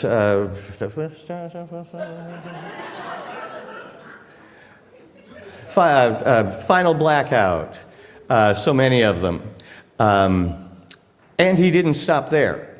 He, from a commitment to this kind of free-range fiction, he started this contest to find and publish and promote new writers of this science fiction and fantasy of ours. And over nearly 40 years, he has found any number of them, as you saw in the video. Karen Joy Fowler, Steve Baxter, Patrick Rothfuss, Nina Kiriki Hoffman, Nnedi Okorafor, and the 12 whose careers have just been initiated this week. I first got involved in the contest in 1987 when Orson Scott Card and Aldous Budrus and I co-taught the workshop at that funny little place in Sag Harbor that you saw. We were all young then, somehow, Scott, you recall? And I love the continuity of it. 10 years after that, the event was held at Cape Canaveral, and we got to watch an actual nighttime shuttle launch. And we were in bleachers on an island a couple of miles away from the launch site.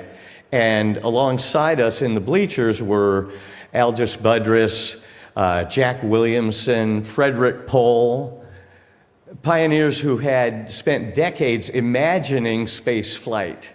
And here they were watching the takeoff of an actual rocket ship. And my wife nudged me, and I looked over, and they all, as this thing was lighting up the sky and rising, they all looked 12 years old again. I'm very pleased and proud to be a part of this and help. We're all, the judges and winners alike, we're all explorers of that wider landscape. And I'm very pleased and proud to be part of the exploring party. Thank you.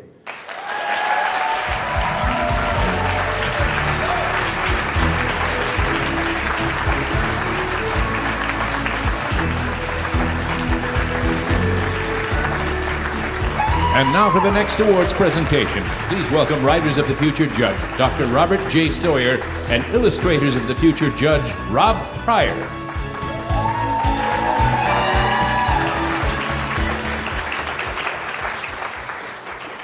I have the honor of introducing two winners tonight. Sandra Skalski is a first-place winner who has been weaving imaginative tales since kindergarten. After years of devouring tales from the bookmobile and walking miles to the library, she wrote her first sci-fi story at 13. Now retired from chemical engineering, Sandra channels her passion into stories that combine adventure and heart. Her story Slipstone proves that even a souvenir rock can lead to unforgettable journeys. First place winner T.R. Noss's journey has been one of exploration, both physical and intellectual. Raised as a military brat in the U.S. Army, he roamed across Europe, Asia, and the U.S., cultivating a love for adventure and intriguing stories.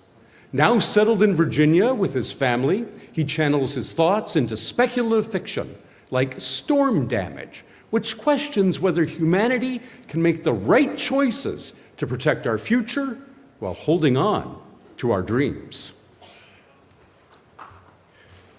I don't know how I'm going to follow that, man. That was great. Emily, you're going to kill me, but I'm going to say something. All of you guys came to my studio, and I got to talk to you. You're all absolutely amazing, and you've got to just keep it going forever and ever and ever. So, with that, Illustrator winner Haley Enriquez did the art for both Slipstone and Storm Damage in Volume 41.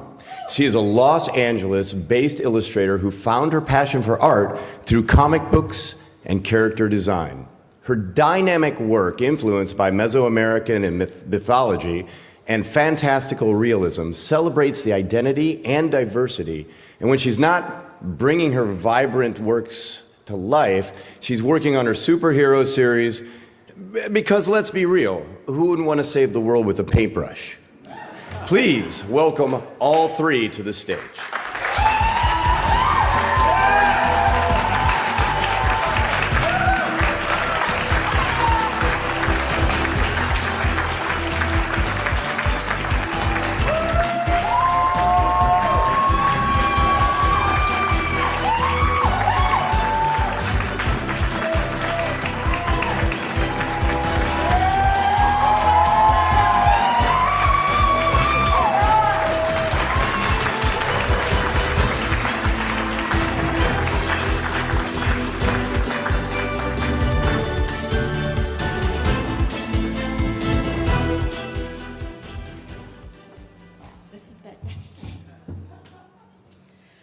I am so honored to be here.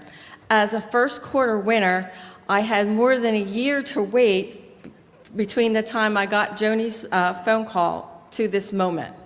And just to let Joni know, when I got the call, I let it go to voicemail because I thought it was spam. I'd like to thank L. Ron Hubbard for the legacy he left and his vision of helping new writers. For me, the contest was like a lighthouse in a sea of rejection. Every time I got an honorable mention, it encouraged me to try again. I'd like to thank Haley Enriquez for the beautiful illustration. You so captured the spirit of my story, and I absolutely love it.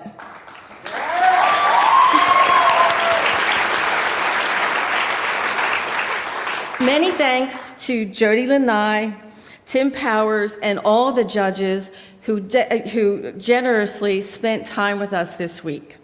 I so appreciate you sharing your knowledge and, most importantly, encouragement. Thank you to all the judges and to Galaxy Press and Author Services for everything you did for us this week. Every day it felt like it was Christmas morning and I was opening a brand new package. It was just wonderful. Everything you did was professional and also just done so warmly and personally. I'd like to thank my husband, George, for 40 years of love and devotion and support. You haven't been in my stories, but you'll always be my hero. Love and thanks to my beautiful daughter, Brianna, her wonderful husband, Jim, and my two beautiful grandchildren, Connor and Nora. You're my sunshine and the reason I get up in the morning. I'd like to also thank my writers groups, the Cinnamons and Critique Group, the New Jersey Writers Research Group, and the Story Finishers. Thank you for your encouragement and also your friendship and your honest feedback. I've had an amazing week. I can't believe how many wonderful, nice, warm, and talented people I went. I'm going home with a lot of new knowledge and some wonderful memories. Also this. I'd also like to wish all my fellow winners all the best in the future. Not only are you incredibly talented, but you're also genuinely nice people, and I hope we can maintain the camaraderie and the friendships. Thank you all so much.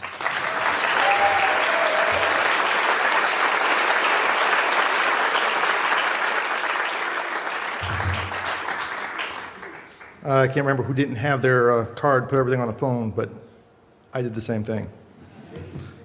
I would not be here if it weren't for the help and encouragement from my wife, my children, Victoria and Rebecca, my wife Samantha, and my fantastic support group that includes Paul, Kathina, Dusty, Sarah, Kristen, and Charlotte.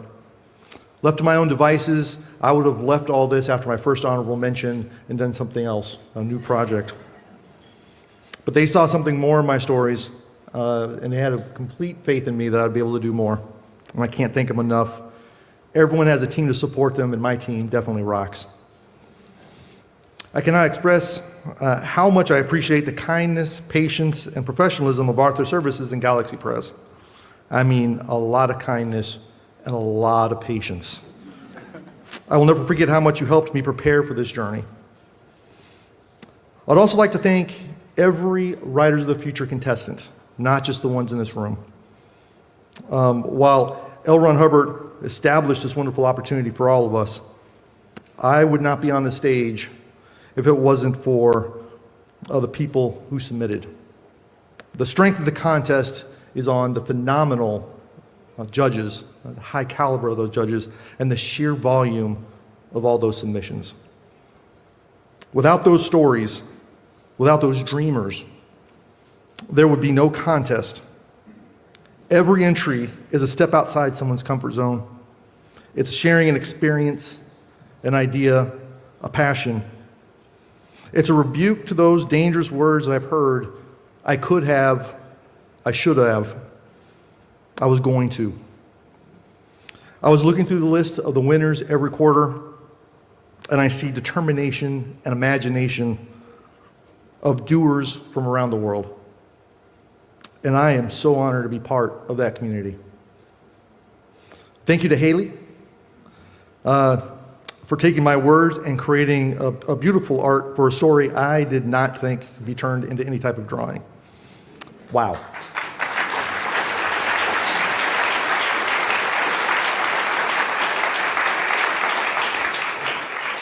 And finally, to my fellow winners. We each walked a different path to get to where we're at right now, but I could not imagine a better group to start my talent or to start my path. And I thank you so much for letting me be a part of yours. Thank you very much.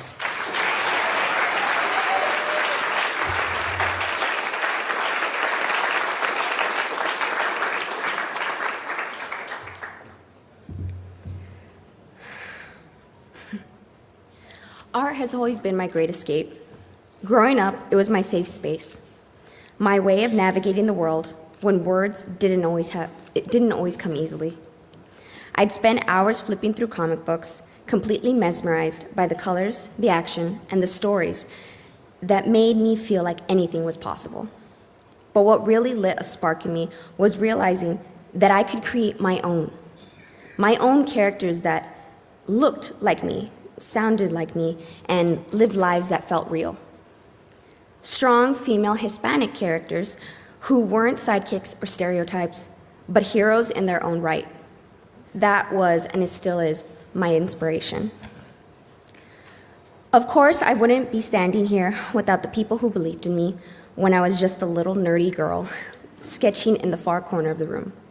So, I thank my little sister Hunter for being my personal reference model.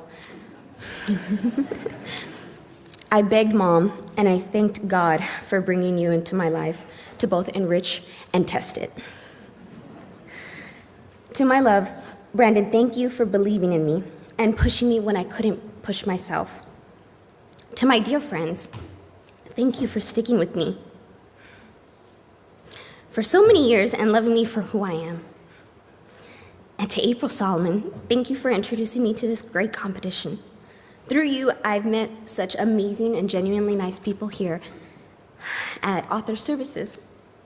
Joni, Maliva, and so many more.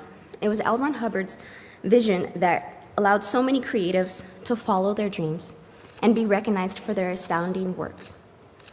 And to all of them, the judges, my fellow artists, and my incredibly talented authors, I am eternally grateful. I definitely wouldn't be here without the support of my wonderful parents. Dad, thank you for being my #1 coach.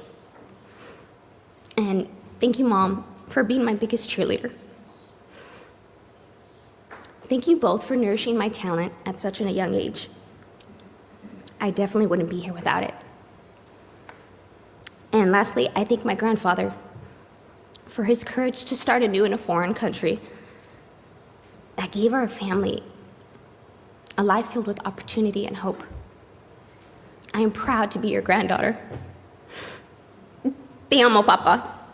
Thank you.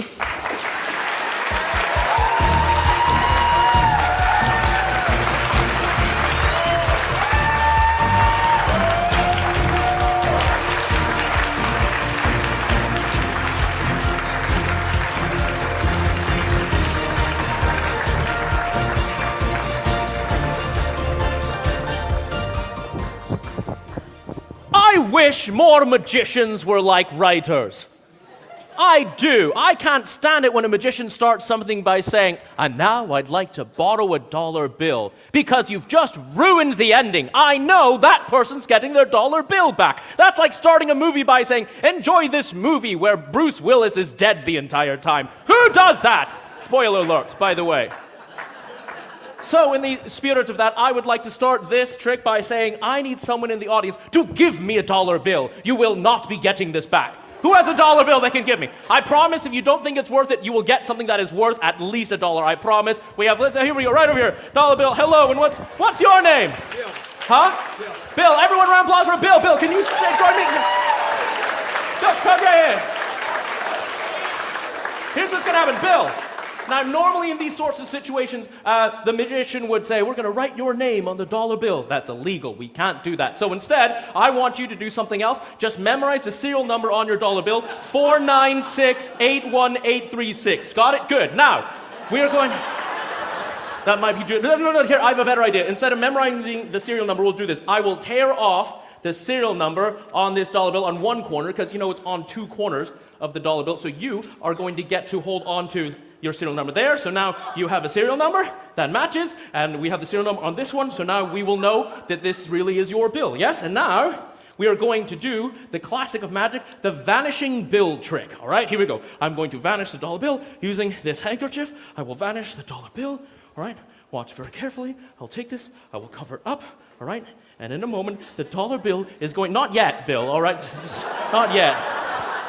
You are watching like, almost literally like a hawk, all right? We're gonna do, right over here, it's gonna come, it's gonna disappear on the count of three. 1, 2, 3, gone, gone, gone, gone. Check this, make sure that it's not hiding somewhere inside, right? Really, genuinely gone? There you are, your $1 magic trick. Thank you very much, Bill. You can have a seat. And no, you look slightly underwhelmed. Well, you don't look overwhelmed. That's what you look whelmed. I don't know. Is that a word? Somebody can just be whelmed? Okay, good. So tell you what, I will give you a gift that I promise is worth at least 75 cents. Do you like wine? You like wine? I guarantee you're going to like this bottle of wine here, not because it's a particularly good vintage, but because inside this bottle of wine there's actually a dollar bill. I want you to see, not only is it any dollar bill, it's missing a corner.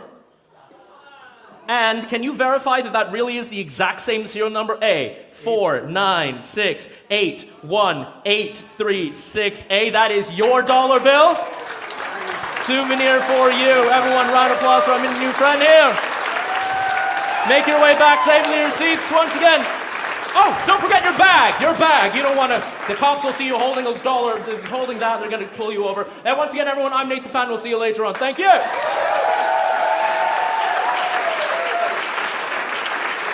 Please welcome Writers of the Future Judge Catherine Kurtz and Illustrators of the Future Judge Laura Fries-Baraha.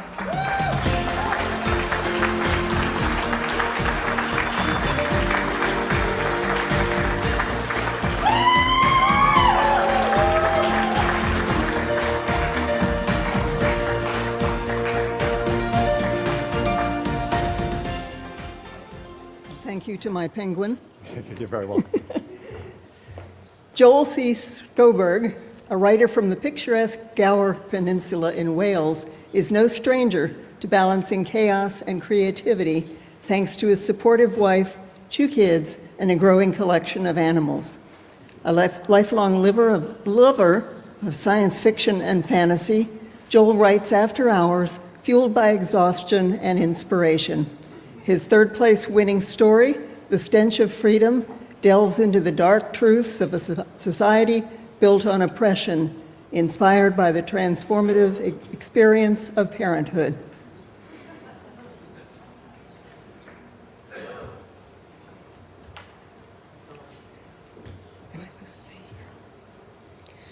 John Barlow is a Minnesota-based illustrator and educator, known for creating richly textured illustrations that transport viewers into immersive worlds.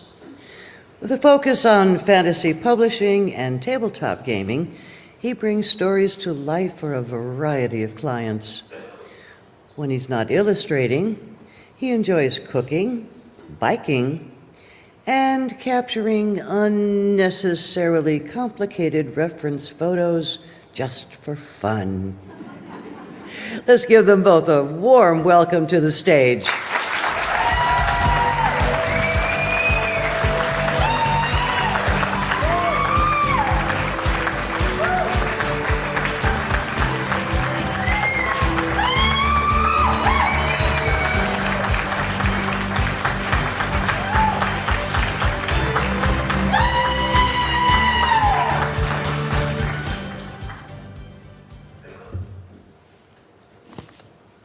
Hi, everyone.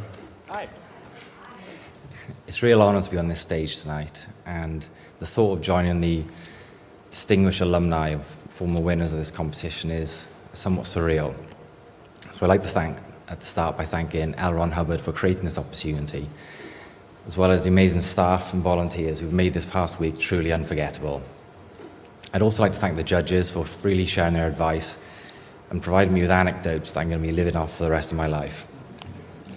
And John, thank you for bringing my story to life with your incredible illustration. It's really elevated, and I can't thank you enough.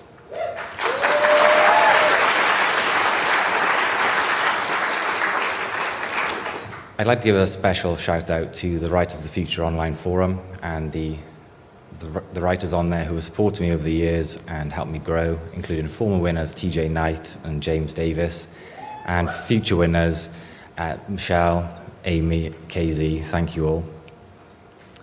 I'd like to thank my parents and my brothers for providing me with a happy, supportive, and loving childhood, buying me all the books that I could read that fueled my imagination and opened my mind to new worlds. Growing up, all I wanted to do was be a writer. I wanted to see my name on books I could buy in a bookshop, but it felt as impossible a dream as flying to the moon. So I didn't do anything about it. And then I became a dad. The first time I held my children in my arms, I said to them, I want you to do whatever you want in your life, and I'll support you to achieve your dreams, whatever they might be. And they made me realize something. Why would they believe me if I hadn't done that myself? So, to borrow a writing maxim, I need to show them, not tell them. Now, I no longer sit down and think about being a writer, just dreaming. I'm writing. My words are building me a spaceship to fly me to the moon. And my children, I have my children to thank for that, even though they don't yet know it.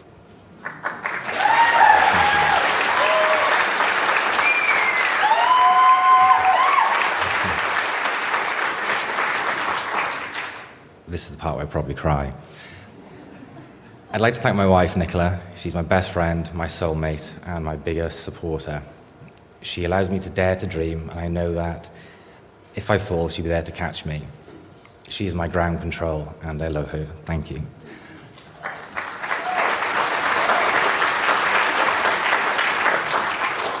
To finish this rather protracted spacefaring metaphor, the contest is providing me with rocket fuel to launch my dreams. And as I look out across this room tonight, I know that even if I don't quite reach the moon, I've landed among the stars. Thank you all.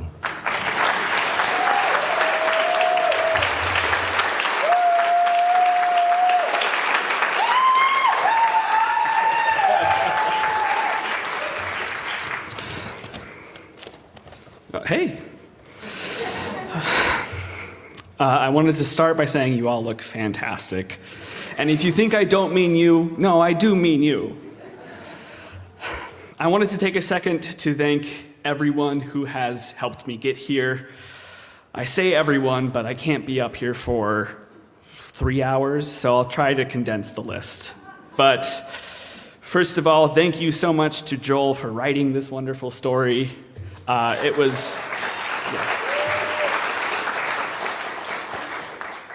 was such a pleasure to illustrate. Thank you so much to the judges as well. You've been so incredibly supportive throughout this whole week. And I'm just amazed at how much you have to give. Thank you, of course, to my parents who supported their deeply, deeply nerdy and needy son through everything. And to my sisters, sorry, Mom, I am joking about that. To my sisters who always hype up my work. Of course, a huge thank you to everyone at Authors Services who you've been nothing but kind. Illustrators are always an eclectic bunch, myself included, but you've helped us navigate this week and this contest very smoothly. I wouldn't be standing on this stage if L. Ron Hubbard hadn't founded this contest, so my gratitude goes out to him. And I couldn't give this speech without mentioning all the baristas at the Open Book Fragment in Minneapolis. You are solely responsible for caffeinating me enough to create. Finally, to my friends here, back home, across the country and the world, you are some of the most inspiring and creative people that I know. Thank you to everyone mentioned for being in my life and for letting me be in yours as well. It only feels fitting to close with a Hollywood quote. So, in the immortal words of Bill and Ted, be excellent to each other and party on, dudes. Thank you.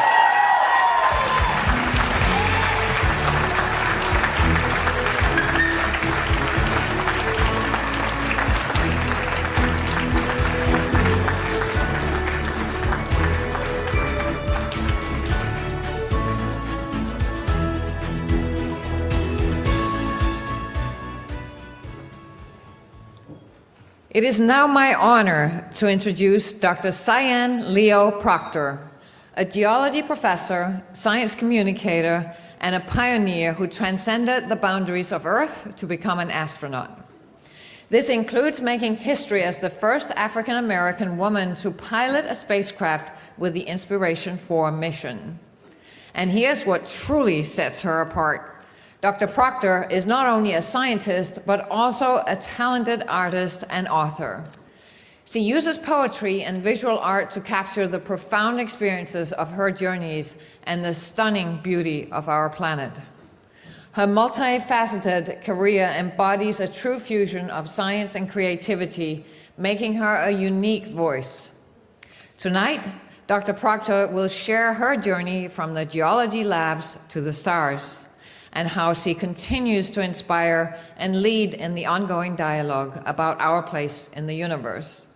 Please join me in welcoming the remarkable Dr. Cyan Leo Proctor.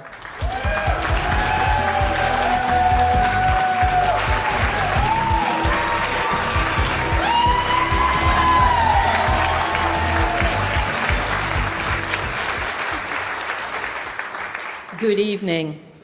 I am so honored to stand before a room filled with storytellers, illustrators, dream weavers, and visionaries. You are not just creators, you are the architects of imagination. You are the propulsion system that launches us into the worlds of unknown. And tonight, we celebrate your voices, your visions, your power to shape the future. Now, I often say, use your space to inspire. And by space, I mean your unique perspective, your lived experience, your identity, your voice. I say this as an artist, a poet, and a scientist, as someone who became the first Black woman to pilot a spaceship.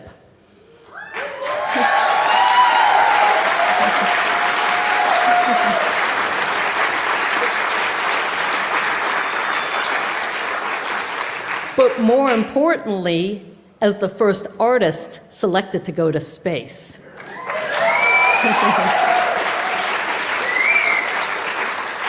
I know that when you bring your authentic self to the mission, you don't just go to space, you expand beyond it to a new perspective. And that's what you do when you write, when you illustrate, when you create. You expand the universe and make the impossible feel possible. Just like you, I am a contest winner. In 2021, I was selected to become a member of the Inspiration 4 mission, the first all-civilian mission to orbit the Earth. I won my seat to space by entering a Twitter contest.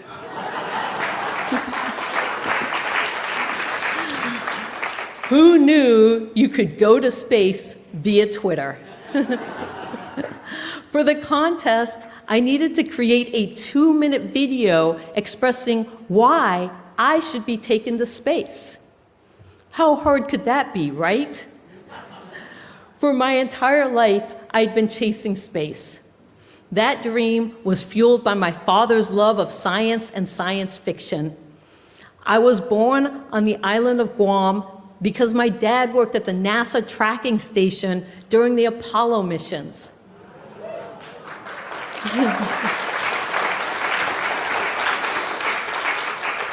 My dad was a hidden figure, someone who grew up in a country of segregation based on the color of his skin. He was self-taught in mathematics and science. He was determined to find a path forward to a better life where equality and opportunity weren't just words on paper. And he found hope and encouragement through science fiction. From an early age, we were a Star Trek family.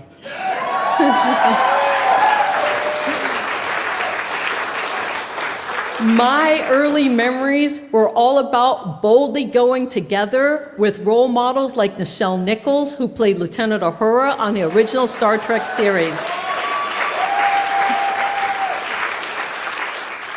That love of sci-fi expanded into a galaxy far, far away when I was 7 years old and Star Wars was released.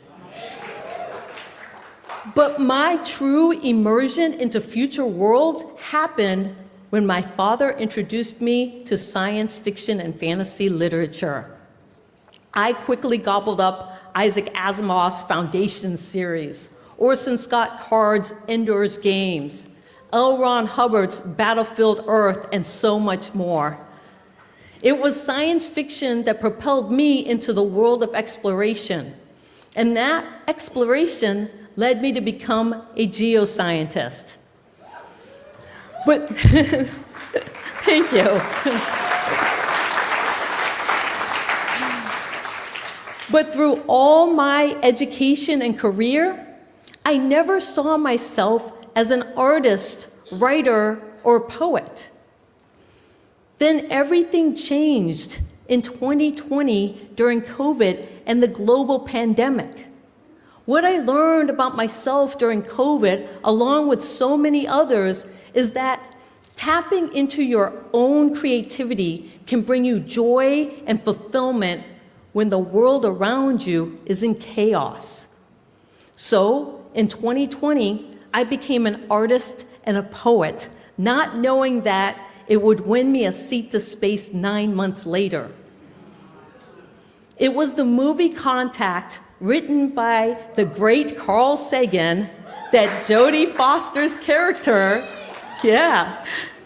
Jodie Foster's character says they should have sent a poet when trying to describe the beauty and awe of space exploration.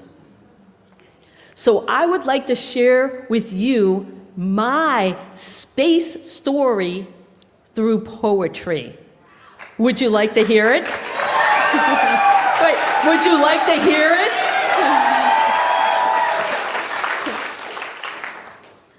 I am a seeker. That's what we all are. Early memories, wishing to be up among the stars. I imagined and dreamed and longed for something out of reach. That impossible, against all odds kind of wonder nobody can teach. Fueled from within a childhood fantasy of floating away, boldly going to a new place to play. I seeked out education and opportunity. I persevered through disappointment in our lack of unity. Crazy challenges based on the gender and color of my skin, but never giving up hope for that little girl deep within. There had to be a way for imagination to win. I continued to believe in both myself and humanity. Hope was my drug of choice to keep my sanity. Then, one day, my world tilted as I watched in wonder and awe as everything shifted. A contest to win a seat to space. I just needed to present a new, more authentic face. I found my voice as an artist and poet, so I wrote these words that enabled me to show it. Are you ready for the poem that won me a seat to space?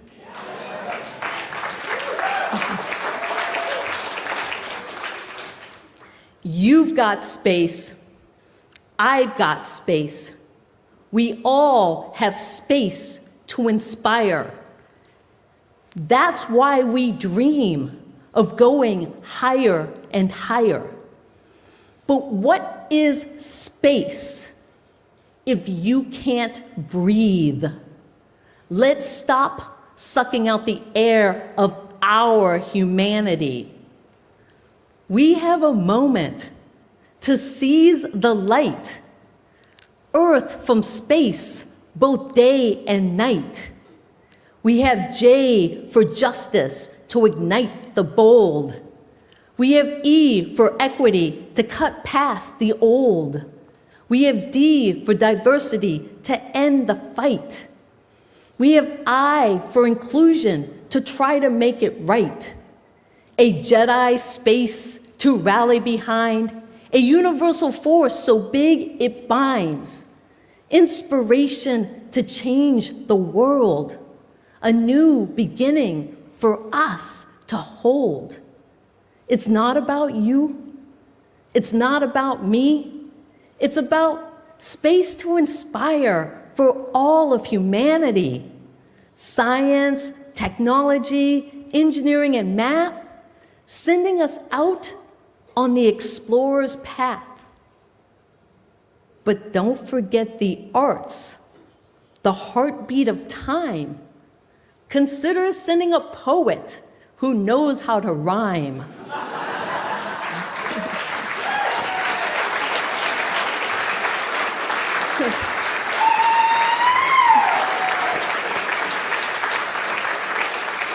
So let us drop the mic and close the capsule door, but please make sure Dr. Proctor is on board.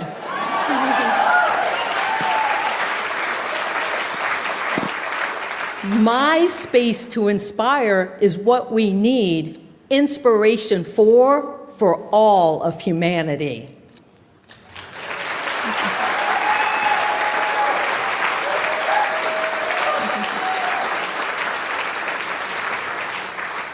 To my surprise, I got selected, headed to space on a dream manifested.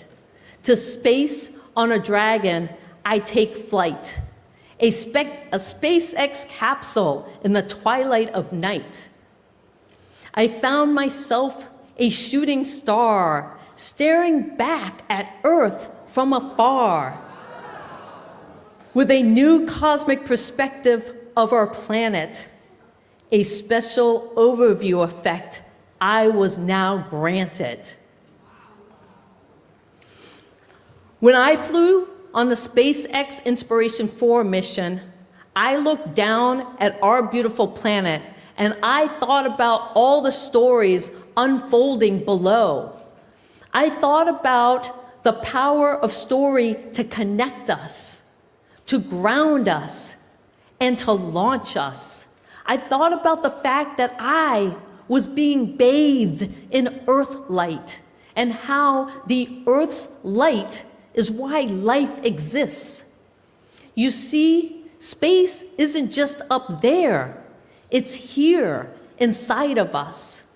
The galaxies of our minds, the constellations of our culture, the nebula of our creativity, they're infinite. You, as artists, are the explorers of that inner cosmos. And just like astronauts, you take risks. You dare to ask, what if? What if there were dragons on Mars? What if humanity could transcend its limits through empathy, not just technology? What if the hero wasn't the strongest, but the kindest? These what ifs are not trivial. They are the test flights for our collective future. The future is not written by AI algorithms. It is imagined by humans. It is painted with intention. It is carved with courage. And courage looks like you.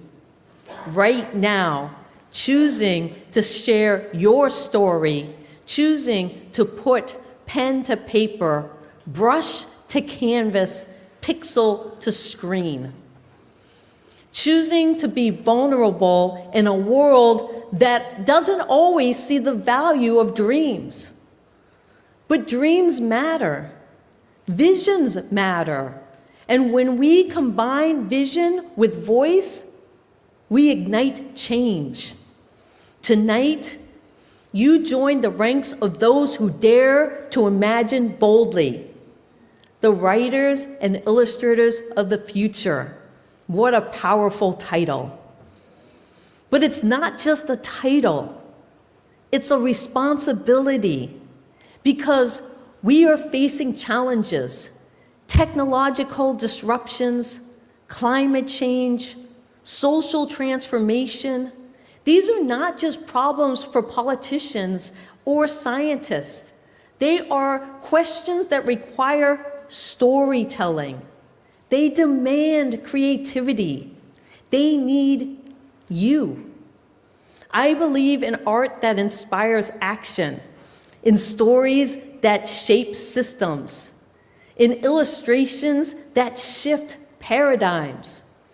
And you don't have to go to space to be part of this mission. Your launch pad is your craft.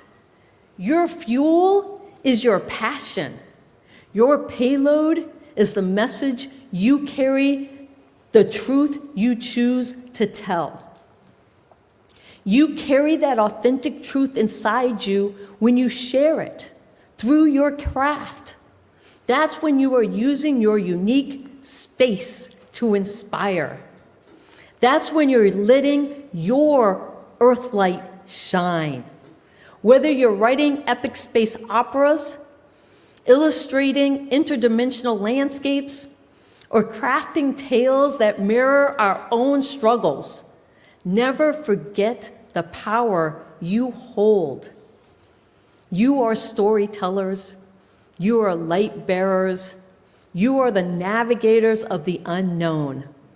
And the world needs you now more than ever if we are going to create a just, equitable, diverse, and inclusive space for all of humanity.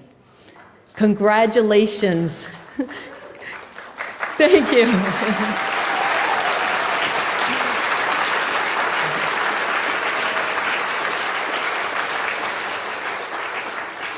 Congratulations to all the winners of the L. Ron Hubbard's Writers and Illustrators of the Future Award. Thank you for letting me be a part of your journey. I can't wait to see the worlds you'll build, the minds you'll spark, and the future you'll make real. Because the future belongs to those who dare to imagine it. So go out into the world and let your earth light shine. Thank you.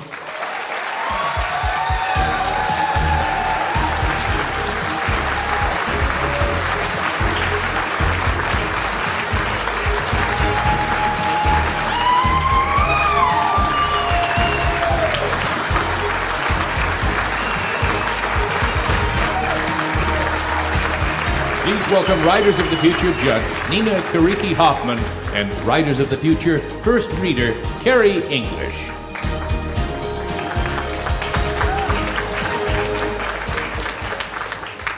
Thank you so much, Dr. Proctor. That was great. Excuse me.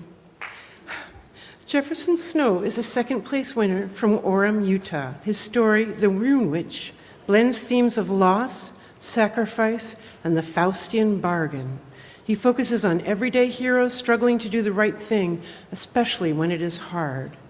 With a background in advertising and a passion for writing, he weaves tales that explore whether making a deal with the devil can ever be justified. David Hofrichter is a proud Pennsylvanian with a love for art sparked by childhood trips to nearby museums. He was raised on a steady diet of lions and dwarves and elves. Oh my! He creates narrative paintings that bring stories to life, filled with mystery and wonder. His work invites viewers to explore the stories hidden between the lines, offering a glimpse into the vibrant world he sees through his artistic lens. Please welcome them to the stage.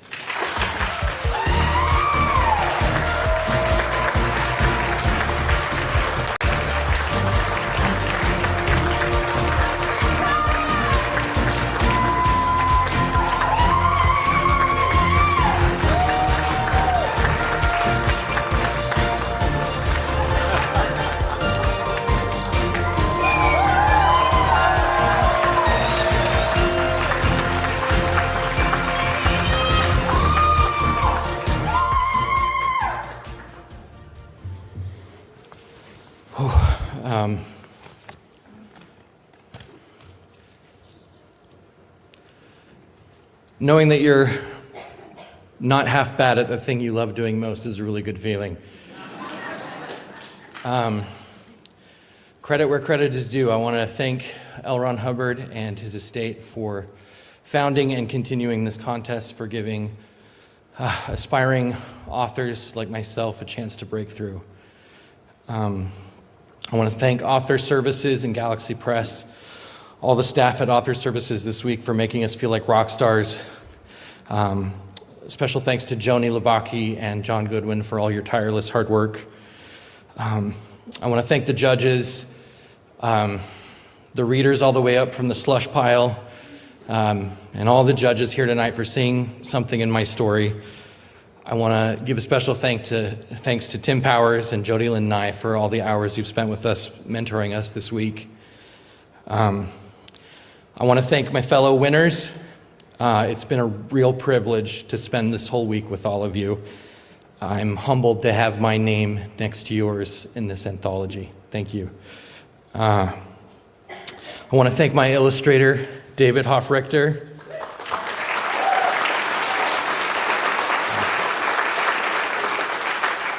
For imagining or making the monster way cooler on paper than he was in my head.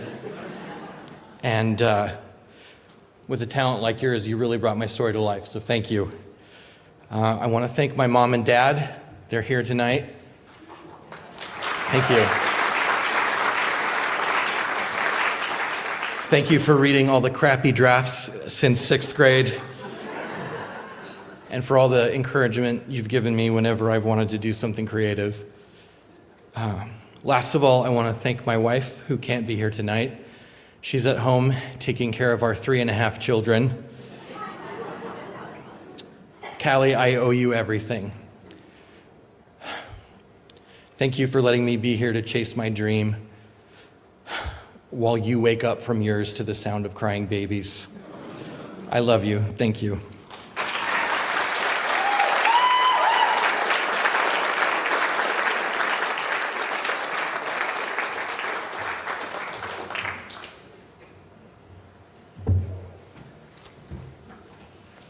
A friend of mine just told me to enjoy this moment, take it all in.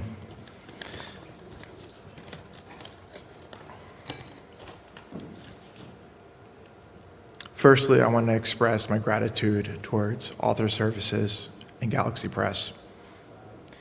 This journey has been incredible, and this week has been just wonderful. I believe that art is a collaboration of like minds. If you're an artist and you're lucky, you'll get to paint a great story. And if you're really lucky, you'll get to have an art director who helps you make your vision come to life. I was lucky to have both. Jefferson, your story is wonderful, and I cannot wait for all of you to read this incredible journey. Echo Maliva, your advice was paramount in making my painting sing. This week would not have been possible without the inspiration of L. Ron Hubbard, who believed that authors and illustrators have a reason to be here and to create. I would like to mention some people who have shaped me into the artist who I am today. Watercolor artist James Brown, who taught me to love fantasy, not the singer. Nielsen Carlin, who gave me a master class in oils. And Howard Lyon, who upped my process to 11. And of course, April Solomon. She's the reason I'm here tonight. She encouraged me to enter. I had no idea about this contest until her. And surprise, she was right. To my family, I love you. To my fellow winners, this is just the beginning, and I can't wait to follow your successes. Thank you all.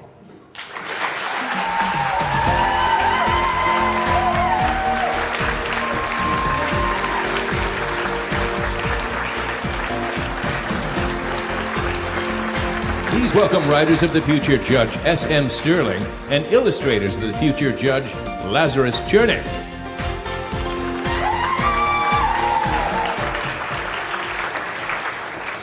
First place winner Patrick McPhee brings a unique blend of speculative fiction and humor to his writing, as seen in 30 Minutes or It's a Paradox.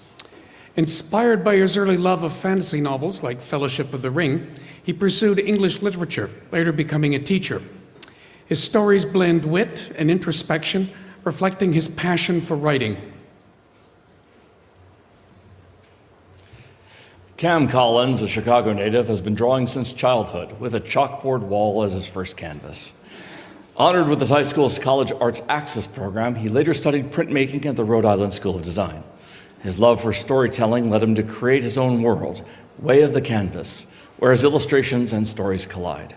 He builds his universe through comics, videos, and games, and is committed to creating for as long as he can draw. Let's congratulate them both.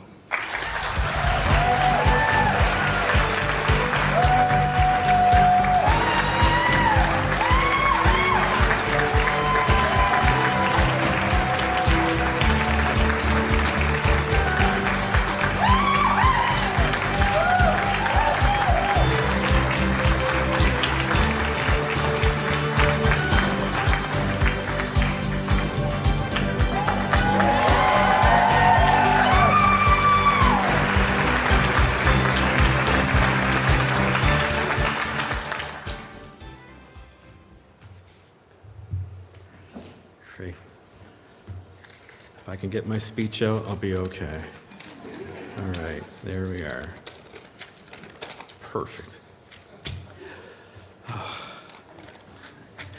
Good evening, everyone. I have so many people I would like to thank for this. Jesus Christ for his grace. Thank you. My very patient wife, Mandy. She's not only the mother of my kids, but she's my best friend. Thank you, Mandy.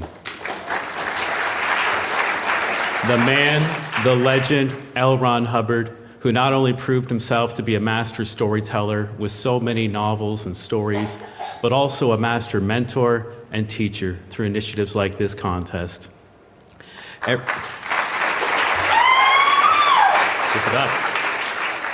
Everyone at Author Services and Galaxy Press for inviting this Canadian guy down here to LA and showing me such incredible hospitality. Thank you so much.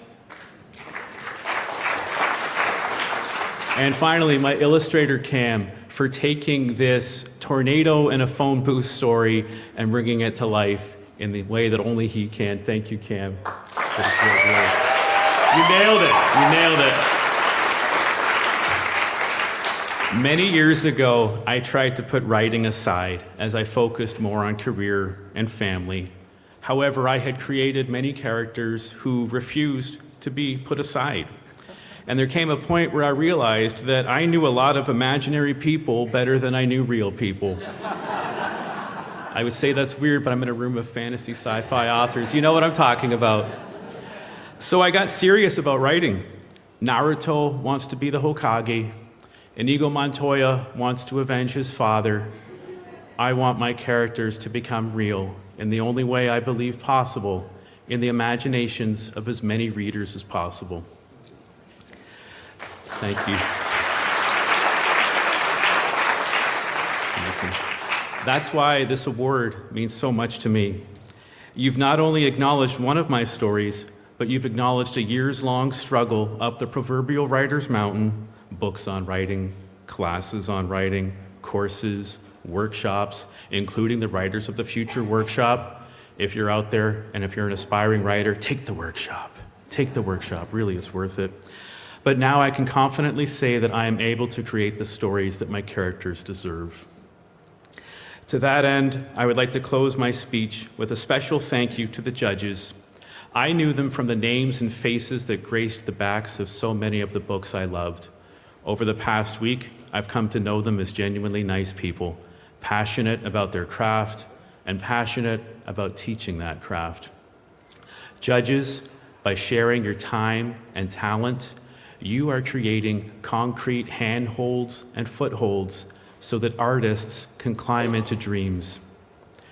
As has been said so often on this stage, I can never thank you enough, but I do promise you, in whatever way I can, I will pay it forward. Thank you, everyone.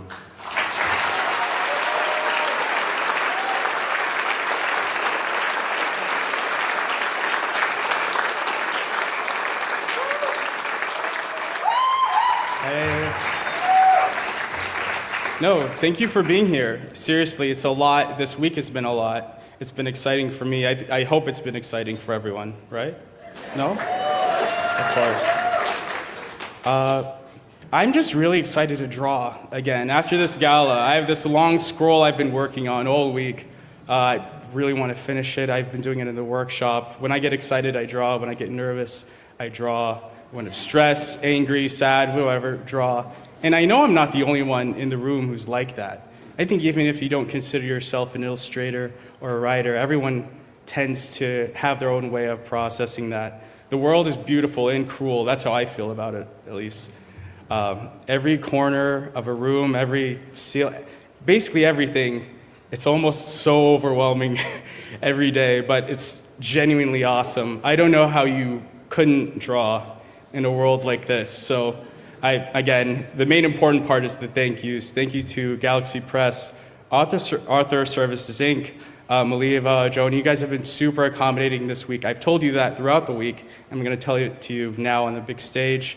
Seriously, it means a lot. All the cameras walking around have the coolest machinery and little tech on them too. That's, again, another exciting thing for me. More things to draw. There's so many things to draw. I'm being serious, really. I appreciate all of this existing. Thank you for existing. Bye. Have a good night.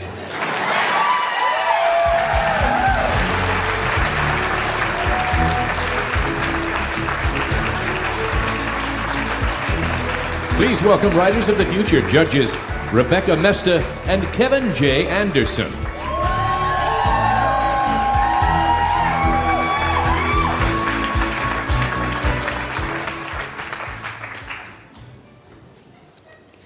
Seth Atwater Jr. is a third-place winner with his story, A World of Repetitions, where humanity is trapped in a 34-hour time loop and everything resets, except for people's memories. He discovered his passion for writing in 2017. His stories, often born from the thought-provoking what-if questions, explore the vastness of human experience. CL Force, aka Cherie, is a creative whirlwind born to a mad scientist and a mad artist. No wonder she's mastered both art and science, crafting fantastical worlds with her pen and brush. From childhood marbles to a military career and raising 4 clever kids, she has never stopped chasing her creative dreams. She has set her sights on publishing her completed manuscripts and finishing her graphic novel, because who needs sleep when there's imagination to fuel? And Cherie, I'm very proud of you. Please welcome them to the stage.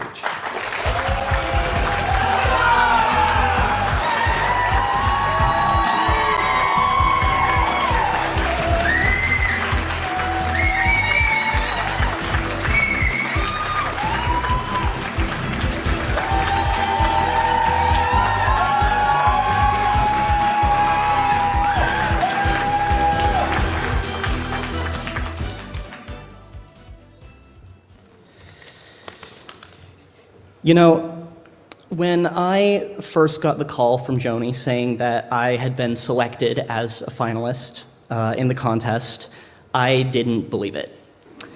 And then, when I heard that my story had won third place for the quarter, I still didn't believe it. And when I flew out from middle of nowhere, Missouri, which is a great place, by the way, and landed at LAX, I still didn't quite believe it. But now that I'm here on stage in front of all of you, I still don't entirely believe it, to be honest. But this is definitely the best dream I have ever had. And I hope going forward that we all will be able to keep on dreaming. So on that note, I would like to thank everyone at Galaxy Press and Author Services, especially Jody Lunai and Tim Powers and all of the contest judges for believing in my story enough for me to be here and for imparting so much of their experience to us during the workshops, as well as all of my fellow winners who made this last week just easily one of the greatest weeks of my life. I would also like to thank my family, my mom, dad, 7 younger siblings, for encouraging me to pursue my dreams and supporting me through the process.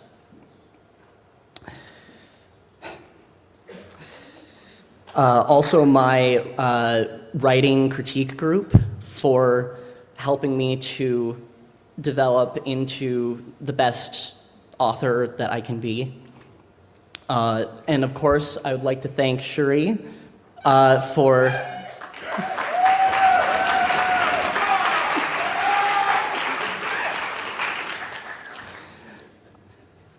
you. It's going to sound cliche at this point, but you brought my story to life so vividly and beautifully. Your art resonated with me in a really personal way, and now I can't imagine my characters looking any other way. So thank you.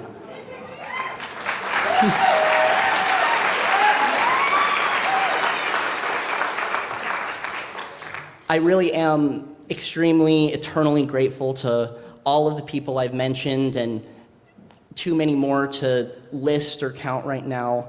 And similar to Patrick, I would like to promise to all of those people to return on your investments in me going forward into the future. Thank you.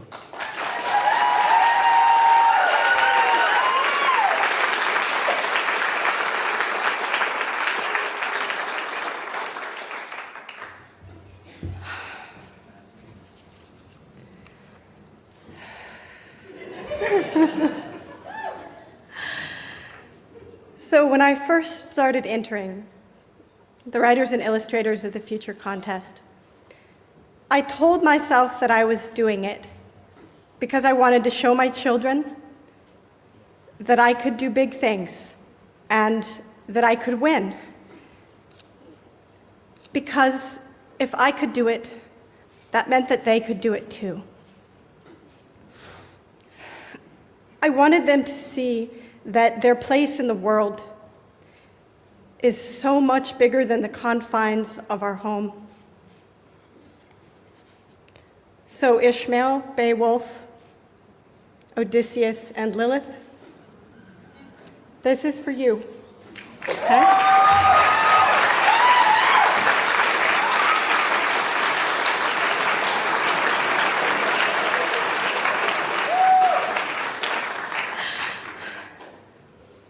The longer it took me to win, 8 years, the more time I had to think. You see, I grew up isolated, and I thought that I had to be an island. But along the way, something magical happened. It was like the little red hen in reverse.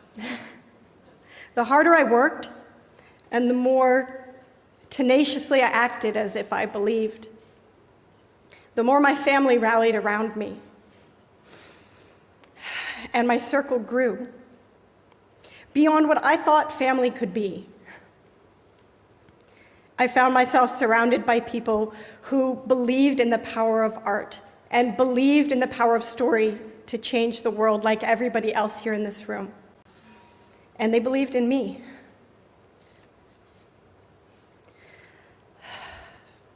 To Jason P. Crawford, my love, my lighthouse, my hero, my partner in everything I do. And to Aaron Forrest, my brother, pancake hero extraordinaire. I can't even see my cards, you guys. Your capacity to love me and invest in me as a person has made me who I am today.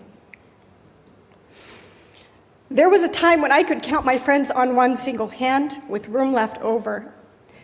Now, we would be stuck here all night if I named them all by name. So many of you are here in the room with me tonight. Thank you for your unshakable love and support.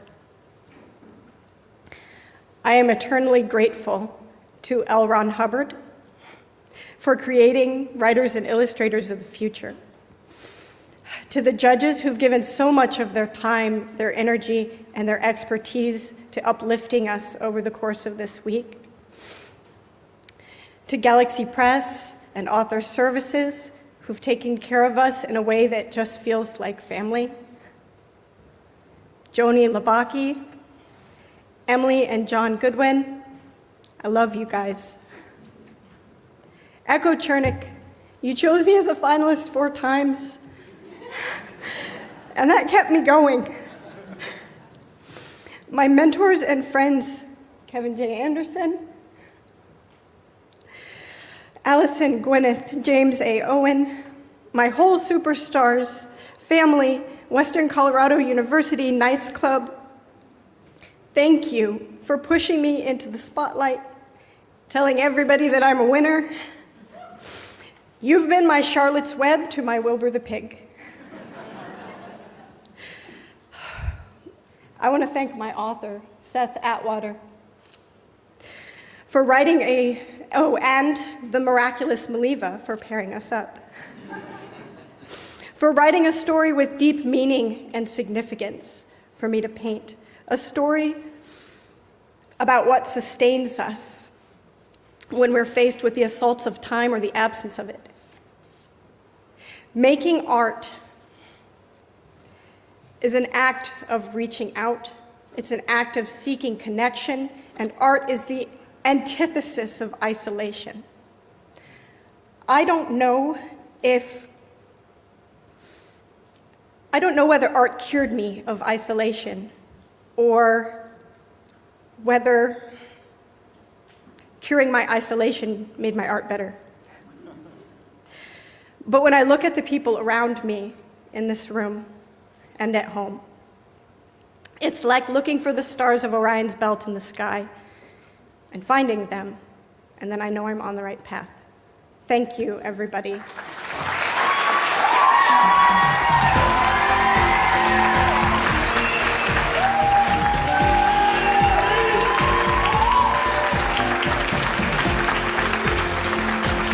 To introduce the Writers and Illustrators of the Future Golden Pen and Golden Brush Awards for Volume 41, please welcome back the contest director, Miss Joni Labaki.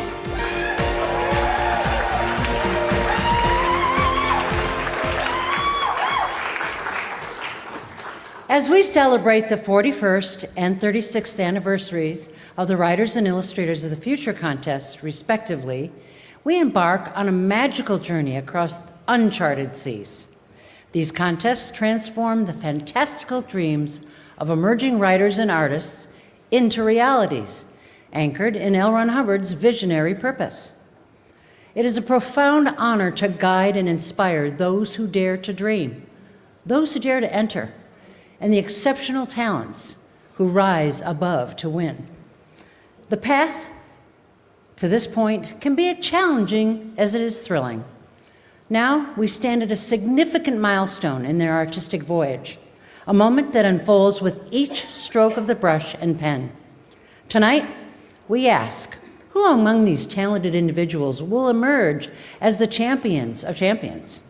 Our esteemed judges have faced the formidable task of selecting the recipients of our highest honor, the Golden Brush Award for the Grand Prize Illustrator and the Golden Pen Award for the Grand Prize Writer. Beyond the glory of their achievements, the accolades, and the master workshops, each Grand Prize winner also receives a bounty of $5,000. To unveil this year's Grand Prize Illustrator, I am thrilled to welcome aboard the Illustrators of the Future Coordinating Judge, Echo Chernick, and Mr. Ron Clements.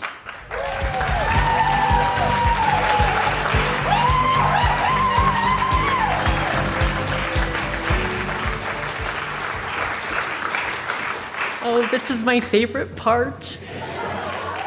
The highlight of our year has arrived as we gather to celebrate not just any achievement, but the pinnacle of artistic brilliance with the Golden Brush Award.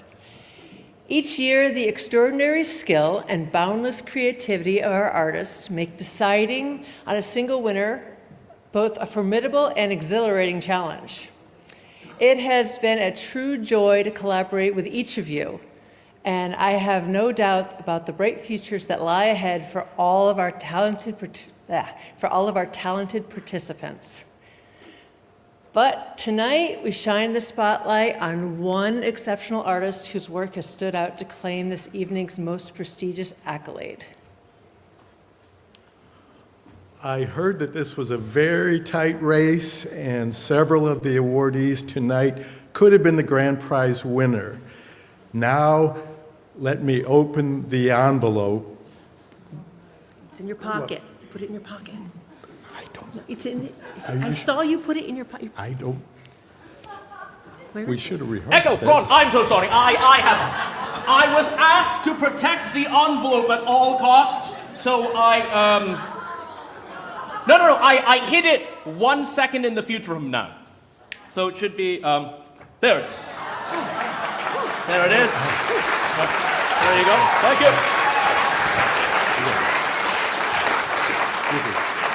We'll do it together. Try not to lose it this time. All right? I'm sorry. Ready? Mm-hmm. You guys ready? All right. The winner of the Golden Brush Award with its beautiful trophy and the grand prize check of $5,000 goes to the illustrator of Kill Switch, Jordan Smegstraw.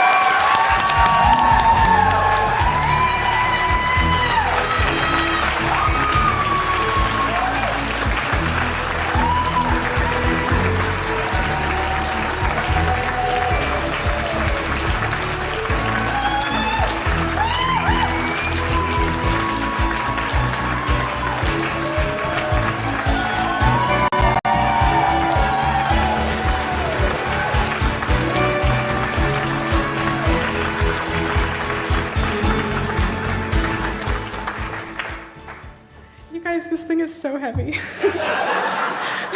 Hi again. I'm so honored to have been chosen to hold this thing, no matter how heavy it is. Thank you to all of you who insisted that I write a speech in preparation for this. Y'all are so incredibly sweet and supportive. I don't know if I would have written this without your insistence, so thank you, thank you. So I have two things to leave you with. First of all, I would not be standing here without my writer. Your story is the foundation of this illustration. It would not exist without it. Please, everyone, give him another round of applause.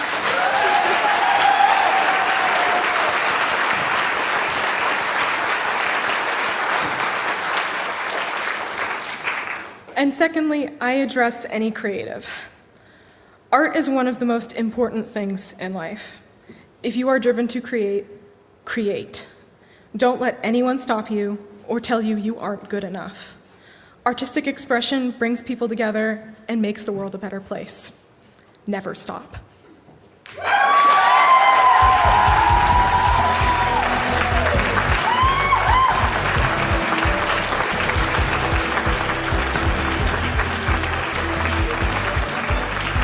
To present the Writers of the Future Volume 41 Golden Pen Award, please welcome the Writers of the Future coordinating judge, as well as editor for the anthology, Jody Lynn Nye and Dr. Sian Leo Proctor.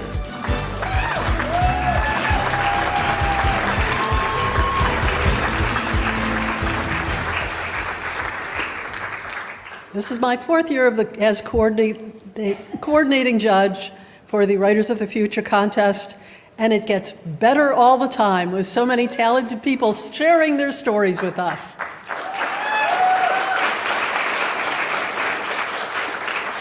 The contest was designed by Mr. Hubbard to allow writers to come together as a community, guiding one another to the stars. We stand on the shoulders of giants of literature, but in time, many of us become judges ourselves, ready to support, yes, the writers of the future. The best writers create stories that they know need to exist, to reach into their imaginations and add their voices and views to those who came before them, to inspire those who will follow in their wake. Science fiction and fantasy evolve over time, and the stories you will read here could not have existed before, but they do now, thanks to these talented new writers. They honor their predecessors, but they shine in their own right. As always, it was tough to choose from the thousands of wonderful original works, yet a number stood out like stars in the night sky. Those, the best of the best, represent a diverse range of ideas, styles, and points of view. I was privileged to share them with my fellow distinguished judges, and from them we picked this year's worthy winners. Within this class of 41, one writer has been singled out for their story that impressed, delighted, and amazed us. It is with pride that I am here to announce the recipient of the Volume 41 Golden Pen Award. And now, the moment we've all been waiting for. The Volume 41 Writers of the Future winner of the Golden Pen Award and grand prize check for $5,000 goes to the writer of the story,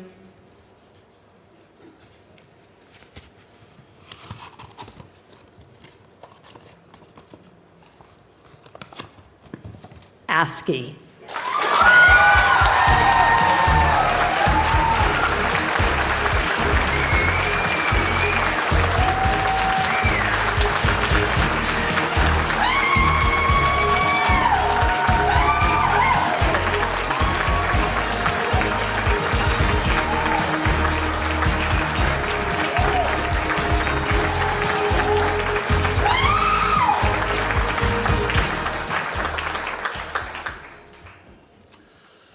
Wow, I said all my thanks in the previous speech, but let me just thank the judges for choosing my kind of crazy story about a self-driving car that decides to kill its passenger because they wrote something. Actually, on the way here from LAX a couple days ago, I was in the car and there were actually 3 self-driving cars right around me, in front, behind, and to the side. I was getting a little nervous.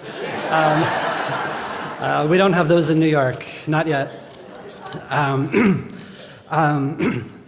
Recent developments in AI make for irresistible fodder for science fiction.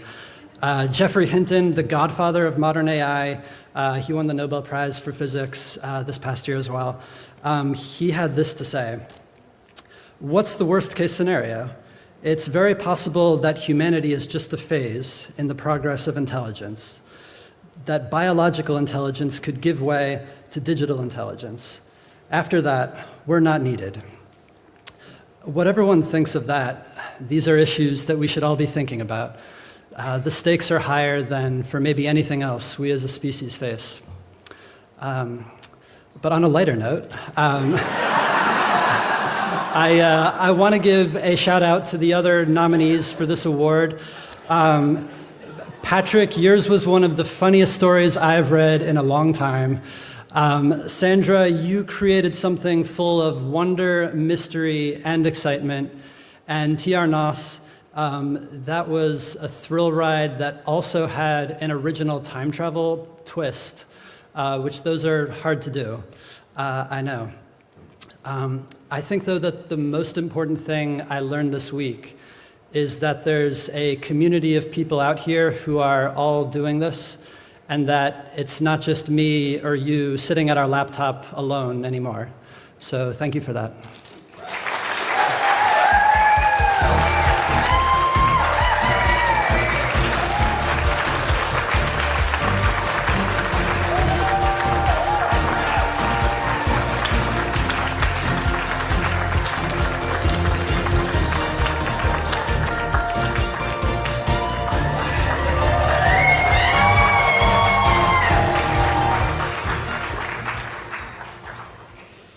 This concludes the 2025 L. Ron Hubbard Achievement Awards.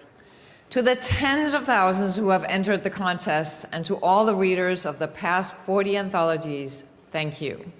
Keep reading, keep dreaming, keep entering. To our new winners of this, the 41st year, congratulations. And as for the legacy that has just been passed on to you, turn around and extend a helping hand. Point the way to the next generation, share the wisdom. For it is stories and art that hold the key to the future of the contest and indeed of humanity itself. And with that, I leave you with these words from L. Ron Hubbard. Those who dream give us future, but in doing so, each man or woman should find themselves.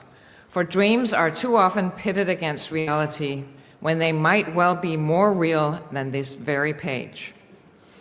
And for anyone who ever dreamed of authoring a story of impossible times and places, of empires charred, gone, and indistinct, or of 1,000 navigational points from the rim of Orion to the jaws of a dog star, L. Ron Hubbard also offered this. Look at what one can do with language, the flow of language, the things you can say, and all through the medium of language. Until, after a while, a writer begins to consider himself as a sort of a magician. And, in fact, he is. Please join us now in the beautiful Taglian complex to further honor the winners as well as our esteemed judges. Don't miss your chance to ask our winners for their autographs as published professionals. From all of us at Author Services and Galaxy Press, thank you for being with us tonight. See you next year at the 42nd anniversary of the Writers and Illustrators of the Future contest. Enjoy the rest of the evening. Thank you.